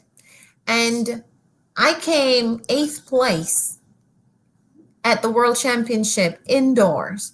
And I was very upset, even though the technique wasn't what it was supposed to, because I hit the hurdles, and I was very upset that I was last place. And I came back home and I told coach, we need to work more on the hurdles. And that's when I really started to just put more emphasis on the hurdles rather than the long jump. And so in 2001, that's when I started. And in 2002, that race was 2002. It was like a year after I really started to put everything into my hurdle training. So that's when I really started, and I never looked back on the long jump because the hurdles became a challenge. I challenged myself to become one of the best hurdlers in the world. All right, awesome. Well, I just said that got to be a relief for you just to now say, you know what, I'm going to focus on the hurdles. With Jamaica was a powerhouse in the hurdles, so I know that got to be also another challenge on itself, man. Be like, I'm gonna have to even train harder because I'm gonna have to run against my competitors are like my they're the one that I'm gonna have to run against. So I couldn't imagine. So just tell us a little bit about your experience. I know you probably watched that race 100 times, but just tell us a little bit about how did you feel knowing that you won a gold medal for Jamaica at a major international competition. What was the feeling like? It was really, really, really, really good feeling. One thing about that race, Ian, it was one of the coldest times I've ever competed. Like, I think it was almost 40 degrees that night when I competed. I didn't think my body was up to it, but my mind was, because I really, really wanted, as the commentator said, Bridget Foster was not in that race because she actually got injured in the first round because it was that cold. It was really cold. And so the finals was the night. I warmed up really good. I thought about this race in my mind like 100 times before I ran it because I'm trying to figure out how am I going to get through the cold. Is it the cold? Does it matter if it's cold or if it's warm? Does it matter? What does matter? And so I just went out there because I figured that my mental toughness was better than the rest. And that's how I took this race. And so I just went out and just did what anyone would do if it was warm. And so after I won the race, like the feeling of just accomplishing, something far bigger than myself, a gold medal, at the Commonwealth game, that was the first step towards me becoming a sort of world-class hurdler, because everybody before that just refer me as a long jumper, a Jamaican long jumper rather than, just a hurdler or athlete. And so I just wanted to change that moment. And I went out and I did it. And it was the best feeling that I've had in such a long time, I guess, since I was like a junior athlete. Awesome. Well, that was a very technical race, and it seems to me that you actually was in the best shape of your life because from just recollection, you have ran a personal best to qualify for the final. If you could correct me if I'm wrong, but so that got to be good to you. So just so obviously your career was moving towards the hurdles. So we're going to move into your Olympics and just competing professionally on the circuit. So with all the places, I know you travel all over the world. For all the places you've been to, I'm not going to say one because I know we always don't want to single out anything. But just tell us the top 3 countries that you like to race in and why.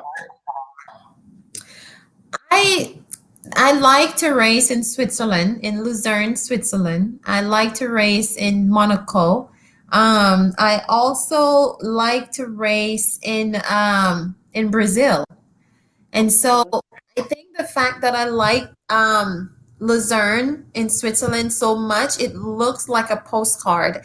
And whenever I go there, like my mind is just serene, like it's just peaceful. It's a peaceful place. And I feel like every time I go there, good things always happen to me because I'm in a really good place in my mind. For Monaco, I really like the how they set up for the actual competition. It's a warm place, so it's always nice and humid and hot. And so I feel like there is nothing to hold me back. I just go out and I put out 100%, you know. And for Brazil, Brazil sort of remind me of Jamaica. It's like a home away from home. It's of course they're all, you know, the language is different, but the place looks sort of like home. And so I think I kind of attribute that with being home, and I always do well all the time. It doesn't matter what's happening to my body or my mind. I'm always going to do well when I go there. So those are the three places that I really like to compete at. Okay. Well said. Well said. Well said. So during your career, what can you just, if you could recall of any challenges that you face, you know, like going forward as a professional athlete, there was any challenges that you faced that you really, you know, just let you really, you know, like second guess sometime? Not really. I think I have like a really long and good professional career, and I think I have to give props to my agent Claude Bryan, because he did everything for me. I mean, we had a group of athletes, but I particularly feel as though whatever it is that I'm in need, he makes sure that, you know, he does it for me. And I'm sure he does it for every one of us, you know, but I never feel as though I'm lacking anything in my professional career. You know, I feel like he does such a good job. Like he's very organized. He makes sure that, you know exactly what is happening, when it's happening, or how it's happening. And so I think without him, I may have gotten some hiccups now and again. But because he was my agent, I feel as though he does a pretty good job. I think he's the best agent out there, or manager, however you want to call it. All right, awesome. Shout out to Mr. Claude Bryan. So my next question before I put I give you a break and get to David was, so just tell us a little bit about sponsorship. You know, I know how difficult it's like. I know we still have the Olympic that's canceled this year, and you know, athletes wasn't able to compete and stuff. And you know, if you didn't have a contract, so just give us a real quick snapshot of who did you represent, and how was it like? When I first left college, I competed for Nike for 1 year. I remember Capriati. He was the person, the go-to guy that I back then. I liked competing, you know, for Nike, but my second year running professional, which is in 2000, I met the marketing manager for Puma, which is Pascal. And I think after meeting him and kind of getting to know him, I prefer to be with Puma, because I think they really treated us really good. And so competing for Puma was one of the best decisions that I've made. And I continue competing for them for 10 years. For 10 years, I was with Puma, and I liked it because they really take care of their athletes. All right. Great. All right. Thank you for that. All right, Davian. I got two short and long questions for you. we're going to move up towards your first Olympics in 1996. Now, you're still in college and you're running in the Olympics against, Michael Johnson, and that set the world record. So tell us a little bit about your Olympic experience in '96. What was it like the first time? I know that it was in the U.S. in Atlanta, so that kind of should have made it a little easier in terms of the people around and not less traveling. But knowing that you got family members that's close by that's going to watch you on TV, just tell us how was the experience? Were you nervous? Did you happy with your performance? And etc. No, it was a great moment. As you said, the Olympics was in the United States, so the one of the biggest barriers for us is travel, and so for me to only have to travel from Miami, actually we were in North Carolina for the Olympic camp, so it was just a short trip from North Carolina to Atlanta for the '96 games. It was my first Olympics. I've never experienced anything like that. We had a lot of great coaches, people who had been to the Olympics before, who were pointing us in the right direction. But as you know, I was still in college, so my college coach wasn't there. But I was able to stay in touch with him because we spoke over the phone, told me what workouts I needed to do, and keep my mind in the right spirits. I had some family members that lived in Atlanta, so I was able to talk to some people. But most of my family were in the U.S., so I was able to contact them and get inspiration in that way. I made the finals in the Open 400. I was one of two Jamaicans in the finals, me and Roxburgh. Well, then, because, like I said, this is my first Olympics. I didn't know how to go about pacing myself through the rounds. I ran 4 rounds. They don't have 4 rounds of 400 anymore. I ran my season best. I ran my personal best in the quarterfinals. Semifinals, I ran my personal best again, 44 seconds, 44.8. So by the time I got to the finals, after 2 days of running your personal best, my body, my mind, everything was shot. So I think it was more mental than physical. In the final, I still ran 44 seconds, but I wasn't able to get that extra that I needed in the finals to finish in the top 3. And I think because it was my first and I didn't have the experience and the right people to help point me in the right direction, I wasn't able to maximize my performance. Was I disappointed? No, because I made the final my first Olympics in the 400. If I had to do it again, I would have done it different, because obviously I'd have the knowledge that I have right now.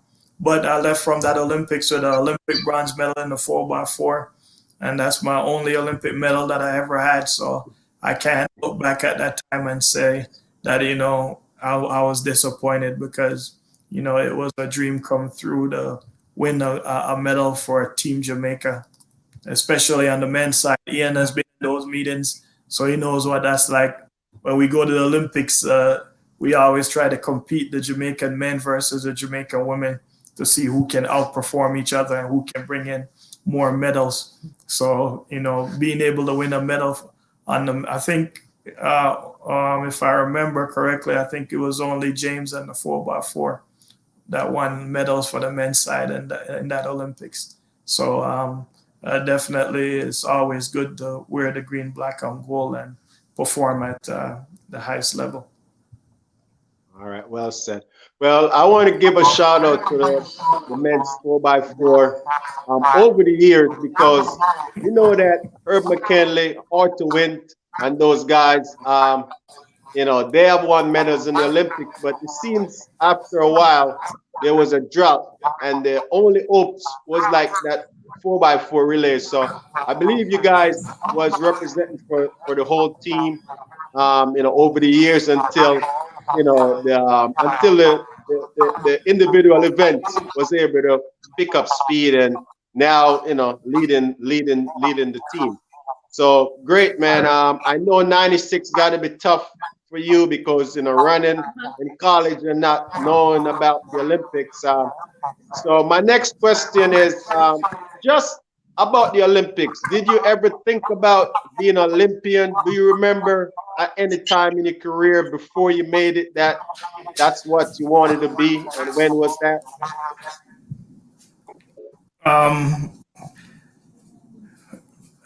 Like I wasn't like I remember watching the Olympics before, but most of the Olympics I've seen before when I was younger was always like replays. The only live Olympics I was able to watch, I remember the 1988 Olympics. And the only thing I can remember from that was watching the Animal Olympics because I was young and watching the cartoon version on TV. So I really didn't have any expectation of the Olympics until I started competing in track and having success. And then obviously the Olympics is the highest level. So then I had to start refocusing on that being my goal.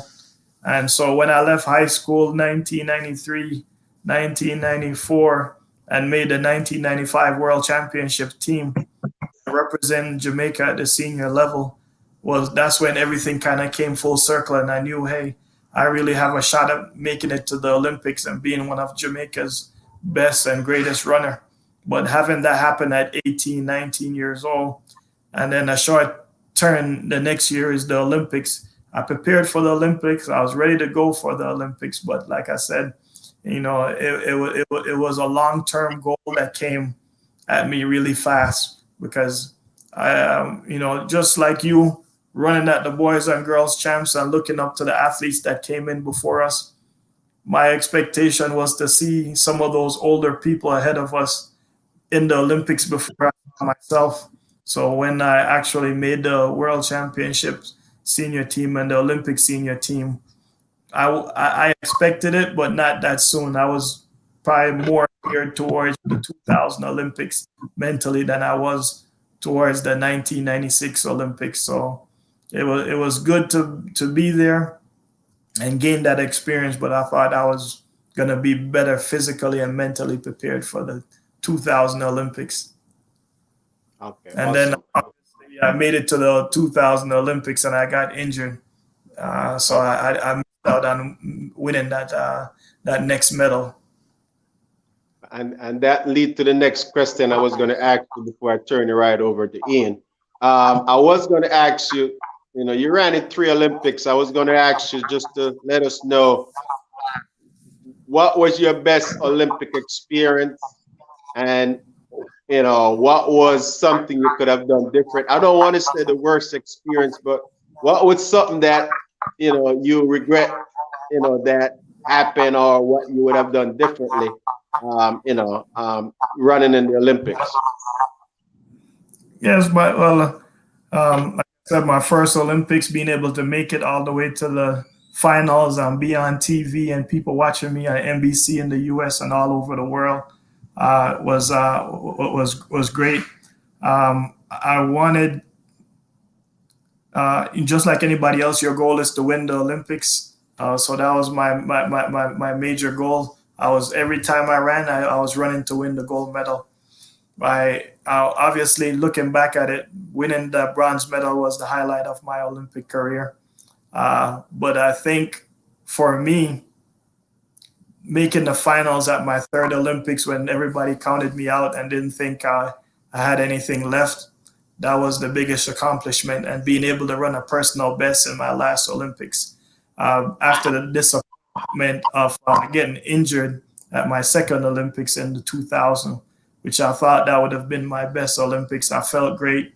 I was in the best shape of my life. I felt I was mentally and physically ready for my opportunity to win the gold medal and trying to compete against Michael Johnson and the best that the world had to offer.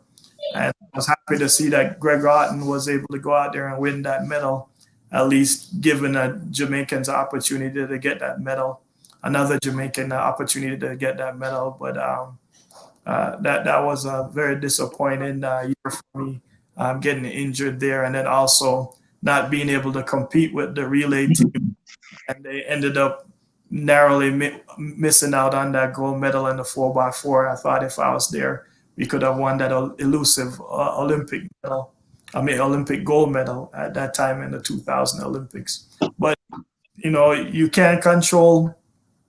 Like I said, there's crossroads, and the disappointment from that is probably what pushed me to keep competing until I got to my third Olympics. So, point in time as a motivation that helped to push me to become a 3-time Olympian, which looks far better on my resume than a 2-time Olympian because it shows a longevity.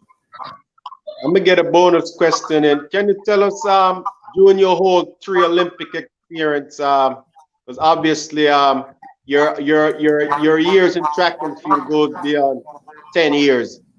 What was some challenges that you faced and obstacles during that time? Well, you were there for some of those obstacles. A lot of behind the scenes stuff that people don't get to see. I remember even that 2000 Olympics when I was on the track and got injured. My mentally and my mind was somewhere else because, you're worried about paying bills instead of focusing on competing for your country. So some of the challenges I had competing as a professional athlete is, trying to make income because that's their job. Your job is to bring in money in order for you to survive. So those are the hard behind the scenes that people don't actually get to see. I think in the year 2000, I probably ran more races that year than I ever ran in my career, like 28 400s. But those 400, every one of those races, I got paid, and that was money that I was able to feed us and pay bills and take care of everything that we needed, so that we can mentally be at peace. So when we go to compete and represent for our country, we could, fly the flag. So those are some of the things that people don't understand how hard it is for professional athletes, because not that we don't have any money, you make money, but as you know, Ian, when you compete in the meet, the check doesn't come the next day. So I had money that I was going to get, but that money doesn't come in until 3 months, sometimes 6 months after. And so those are the things and the challenges that people don't understand about professional athletics. And then that was the most challenging part. And then traveling all over the world, trying to get visas for different countries that you compete in.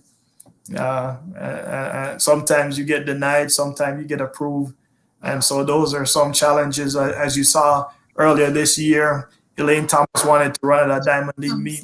Elaine Thompson wanted to run at a Diamond League event, and she didn't get her visa in time to travel. So, things like that are definitely a barrier to you being successful. Later on, our Jamaica government stepped up and started giving our top tier athletes Jamaican passports and making them, what they call it? Order of distinction. Yeah. Like you get a Jamaican passport where you don't need a visa, where you could travel to meets and not have to worry about. Yeah, diplomatic passports, so you can travel and represent brand Jamaica and carry the flag. So those are little things that made track and field hard. The commute to different meets and getting there a day before and competing. But hey, that's also the things that make you mentally stronger too. So even though those things are challenging, those are the things that help you to be better. All right. Thank you, Davian. All right, Ian. All right, guys. Well said. The journey we listen to the journey. It's been a really love story and a track story. All right. Let's see now. I'm gonna you didn't have a good break. So next question is yours. Over your journey, your career path, what would have been 2 mistakes that you probably have made that you would not wish for any other athlete to make such mistakes? If there's any. If there's any. I can't think of any mistakes. There are Regret? running mistakes, I want to say, like competing in the hurdles. A lot of times, the athletes that I coach, they feel as though rhythm isn't more important than, say, the technique or the speed. And I usually, one time I used to think that you really don't need the rhythm, you just need to be strong or fast. And what I found out, over the years, just learning and being a coach, is that the rhythm is the most important thing. Well, for me, and that's what I basically teach the most. And I know it works because I've been having a lot of success, just making sure that that rhythm that I coach in the hurdles is one of the best, the fastest they can actually hold. So I think for me, I used to, during my career, I only want to think about being fast or being strong and forget about the actual thing that takes me, from the start to the finish, which is the actual rhythm of the hurdles. So I think that's just one of the things, one of the mistakes that I made as an athlete. Later in my professional career, I actually realized that, and now being a coach. But I can't say there's much more or any other mistakes that I made. All right. So this is gonna be in the same interim. Say you were supposed to have an out of body experience. Looking back at your life journey, is there any regrets or anything you change over that course? Yes, I think my final Olympic Games in the finals of the hurdles, I ended up fifth place, and I think that was the time I kind of knew I could have actually medal, and I lost focus. I actually lost focus in the actual race, and that doesn't happens too often, maybe once in a while, but I lost focus during my race at about hurdle number 7. I kind of let go off of my actual intensity, the intense of the race, the intensity that I'm performing. I let go off of that, and all of a sudden the race was it just left me. It went away from me. And I think if I had to do it over again, I would have to actually stay extremely focused on, during that race. Okay. All right. Down the same alley, with the knowledge and experience that you have gained over your athletic career, or even with your relationship, what word of encouragement would you have to give to a young athlete?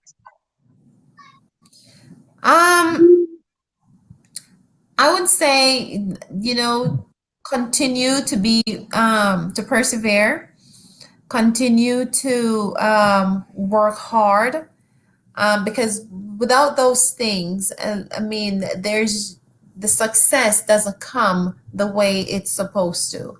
So you have to be very hardworking, very dedicated to your actual thing that you want to achieve. So you have to have goals or core values in life, or in whatever you're trying to achieve.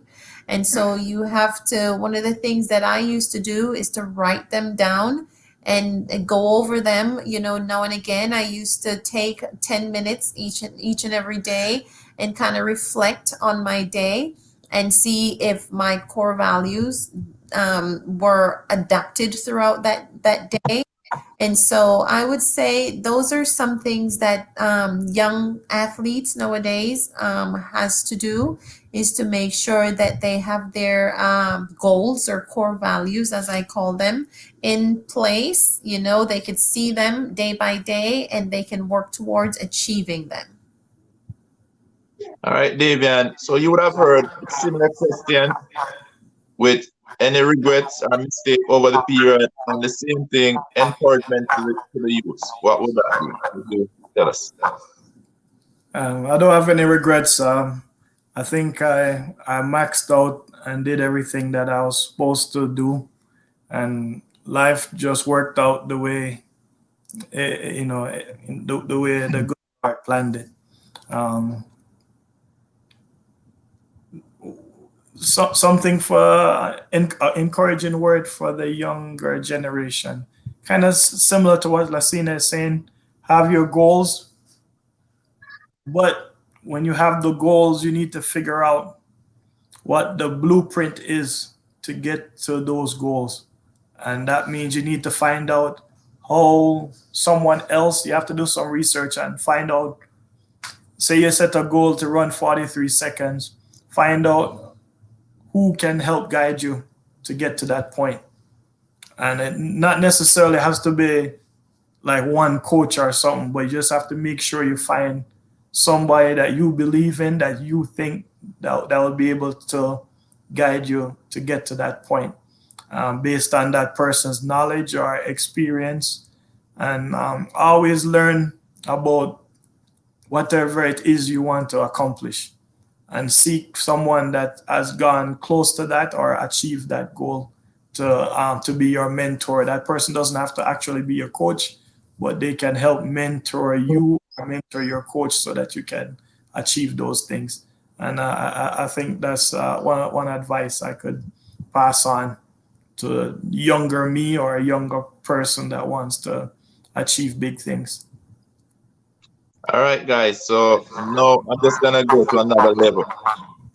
So you guys, obviously being in the sport, you have done your days. You basically made Jamaican proud. And now I know you guys are basically career driven and also humanity, giving back to the sports and everything.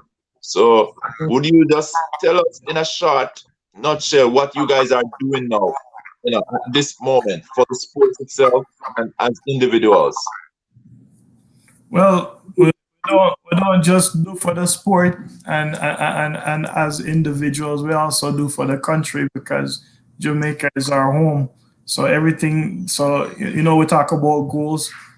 Our goals is to make our country better and to make athletics better, because that's what has given us the opportunity to meet each other and be together with each other. So now we're coaching. We're both co-coaching at University of Texas, El Paso, a Division I school in Texas. We're trying to mentor young people, help them to get their academics and get a college degree, and but by ways and means of performing well athletically. So we coach people to achieve their athletic goals and to get their bodies to be the best that it can be. And so that's how we're helping in the athletic world. And my wife is coaching 100-meter hurdle young lady, Toby Amusan from Nigeria, who was 4th place last year at the World Championships. And she also, like Lacina, won the Commonwealth 100 hurdles a few years ago, and the African Games and all those things. So we're directly involved in track and field and trying to pass on the knowledge that we've gained from competing in 3 Olympics. And that's what we're doing to help to make the athletic world a better place. Specifically, Jamaicans, we're always giving athletic opportunities for Jamaican students to come to the US, get a college degree, and to move on with their life. We've had many of our students graduate from here with their degrees and working in careers and start their families. And so those are the things we do to help, locally in Jamaica. we might not have helped 100 people, but my goal is that if I can touch at least one person's life, then I've known that I know that I've done my part. So that's what we're doing. We're just trying to change athletics and Jamaica as a whole by just helping one person at a time. Yeah. Great. Is there anything that you had left out, Lassina? No, it's basically what it is. I mean, we try our very best to give the opportunity, you know, to internationally, especially in Jamaica, and our boss doesn't he give us the leeway to do so, because there's a lot of programs here in the US who only wants to recruit US nationals and local, you know, around the city and states. But I mean, we give the opportunity all over. Like it doesn't matter where you're from. If we feel as though we can recruit you, then we do that. So that's what we do. So basically what Davian says is what we do. We just give the opportunity so someone can become the best them they can be, whether it be athletically or academically. Well, we're proud of you guys. Proud of what you guys are doing.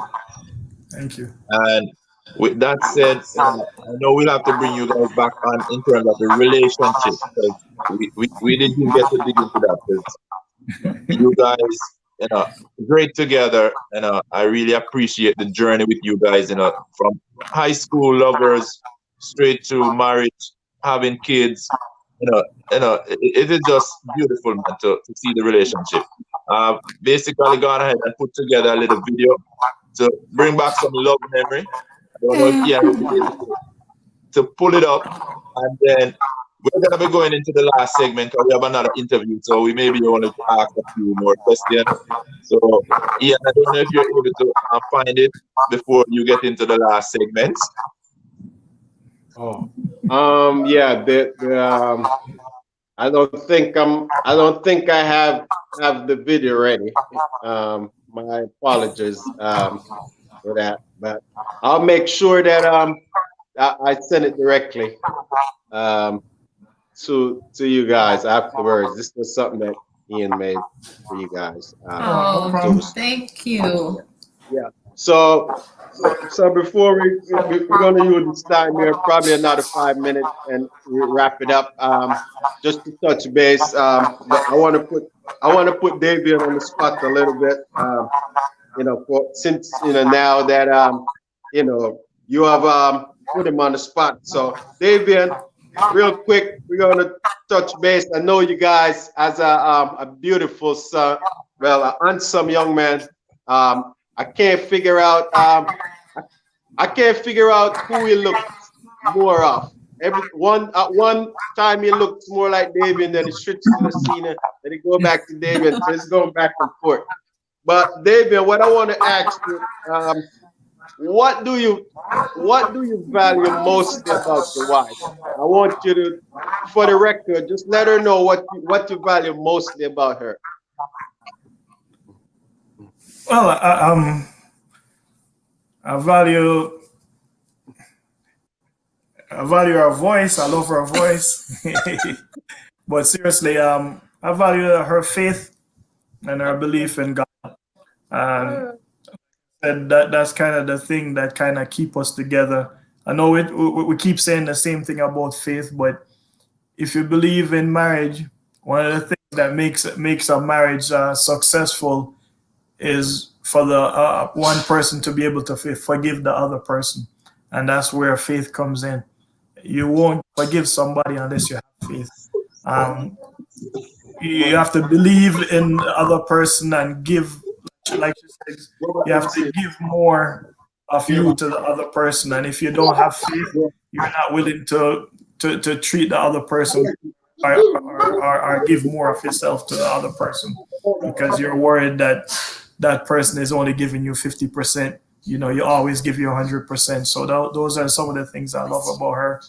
I love that she has faith, and that faith is what's the rock that's keeping us together all these years. And it's inspiring. And if you want your relationship that you're in to have long-term success. That's kind of the foundation, and from that foundation, you can pull from all the other aspects to build a life together. All right, awesome, man. You got an A, 99 out of 100, right there. So this is a little two question. I want to find out this for me. Between you and her, who you think is the funniest?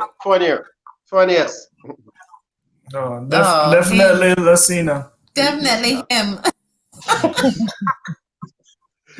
But I'm the best cook. So hey, man, you jumped the thing, but that was gonna be my next question. You're looking at my sheet. Okay, well, listen, that's awesome. So for you, Lucina, my question is, can you tell me 3 things you guys have in common that make your love stronger? In common, I think we have a lot of things that are not in common. You know, yes, I think we are so far apart, opposite. Like, I don't want to say, I think the only thing we have or had in common is that we ran track. Other than that, we are, I'm way over here and he's way over there. I like sports. She doesn't like sports. She walks fast, I walk slow. But like I said, in me giving, I have to speed up my walk with her. And so those are the little things, even though we're different, because we're able to sacrifice so the other person can be happy. That's how we're able to make it work. And as we speak, I could say we are both hardworking. So, I mean, that's something, you know, similar in that we have in common. Like, he will give 100%, you know, at home, at work, or, you know, socially to his friends, and I'll do the same. So, I mean, we have that in common. So, I still believe we are far apart. And we're both competitive. So we have that, that's good. Yeah. She doesn't like to lose. I don't like to lose. Okay. All right. So when you guys are home, I mean, what you guys do in your downtime? What's the downtime for you guys? I know it got to be. This might be something common that you might come across now. Yeah. So we are movie lovers. We like to just sit and watch movies. And we're homebody. We don't like to go out. We don't like to, you know, we spend most of the time together, and we have like a dance night on Wednesday night. We have dance night because my son, he likes to dance, and we have movie night Friday evenings. So that's something that we do when we're home. When we're home, we cook together because Davian can't cook, even though he said he's the best cook. So we kind of do that together. You know, so we have a lot of things that we do. Actually, every day we do things together. So that's basically what we do. We don't go anywhere. We just stay home. We rather stay home. But Ian, you know that she's not telling the truth when she said I can't cook, because, you know, every national team, I'm the one that whip up the food. So that don't make no sense. You've never seen her in the kitchen on the Jamaica team cooking food for the team. I'm the one that's in there. Michael McDonald and Ian. Okay. Yeah, I believe I eat both of you guys cooking, so I know both of y'all cook. You know, yeah. All right, well, guys, as I said, we could talk for another 2.5 hours, but I know that you know, we have to save some for another time. You know, I know that it was a blessing. You know, I haven't got it. You know, we haven't talked about Nate, but we just want to say that you know, just tell us a little bit about what was it. Just share with us a little bit. One of you guys just summarize what Nate meant to you when he came in this world. You know, when you guys was able now, you know, to make the family, take the family to another level by, you know, by Nate, come in this world? Yes, well, Nate was born in North Carolina. When I moved down there from 2010 to 2012, I was spending a lot of time with Ian over there in Raleigh. And then Lucina moved there, and we decided to start our family, and we had retired since 2008. I stopped in 2007. She stopped 2009, 2010, competing. So it was 2 years after that, and we had made a sacrifice with our relationship that said that we wouldn't have kids until we got done competing, and so that was hard to compete for that long and to hold off on starting our family. So when we finally had the opportunity, and then Nate was born, it was a blessing, first of all, and it was the greatest moment of both of our lives. And it seemed like everything was going everything was complete, and everything was going in the right direction. And he kind of, like I said, you can't tell if he looks like me or if he looks like Lucina. So he kind of complete us and complete our family. And we just hope that over the years, just like you said, Ian, we hope that we can raise our kids so that, our child, so that he can grow up, make us proud, and have and accomplish everything that we as parents want and dream for him in the future, and whatever it may be, athletically or academically. We just want him to be successful, and just like the first time we saw him, we were just happy that he had 10 fingers and 10 toes. Yeah. All right. Well said again, Davian. Really appreciate it. Any final words, Ian? In a nutshell, what are you guys most grateful for?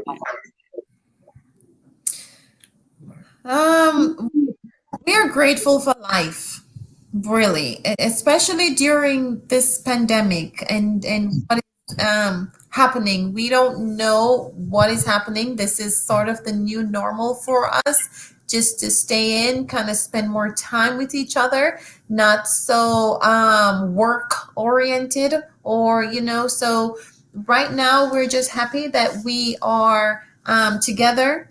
As Davian said, that he lived in North Carolina for a while. I was in Austin, and so we were apart. He was at the University of North Carolina. I was at the University of Texas. And so it was really hard. And then by the grace of God, like both of us got this job together in 2012. And that's right after our son was born. So we're just grateful that we can be together and can be, just learn how to love each other and enjoying life. And we can't be grateful enough, because life is good. Well said. Anything to add to that, Davian? Oh, no. Well, it was a pleasure having you guys on the show. We have learned so much. You guys have inspired us all, with both your love story and your track's glory. Both of you guys are well known. So Lucina, whether you like it or not, you are well known. I think everybody that is watching would say basically you're one of the best over the hurdle, especially that race, gracefully. Every hurdle by hurdle is like we'd want to see you running a 400 hurdle really. Yeah, so you did it one, but it was just the technique and the cleanness about it going over those hurdles with the form and everything. So we really love and appreciate you both. Davian, hard work from basically, as you said, you did not basically come through as a regular athlete, but you decided that this is something I want to do, and you work at it, and you really make us proud. So for Ian and Ian, on behalf of our audience also, we really want to thank you for taking the time out out of your Sunday afternoon that you could have been doing anything else. But you chose to be here on Ian and Ian. And we just want to say that we're very happy and grateful to have you guys for the few hours. So thank you guys. Thank you. It's our pleasure. Thank you for having us. Nate? All right, thank you, man. Well said. Have a great time, and we wish you much more blessing for you, the family, for Nate. Nate is here. And with all the grandparents and everyone. So just thank you again. And Nate is here, Ian. all right. Sorry. Oh, hold on. Something happened. I'm not able to see. Nate. Was Nate there? Yes, he's there. Hold on. I think my screen stopped for a second. Okay. Yeah, let me come back. Nate, can you say a word to the fans, Nate? Say a word to the fans. Nate, okay. Nate, what? Hey, Nate, let Nate answer this question. Nate, who's the better cook, mommy or daddy? Mommy. Mommy cooking is the greatest. All right, Davian. Thank you, man. Bye. Bye-bye. Thank you. Bye. All right, peace out.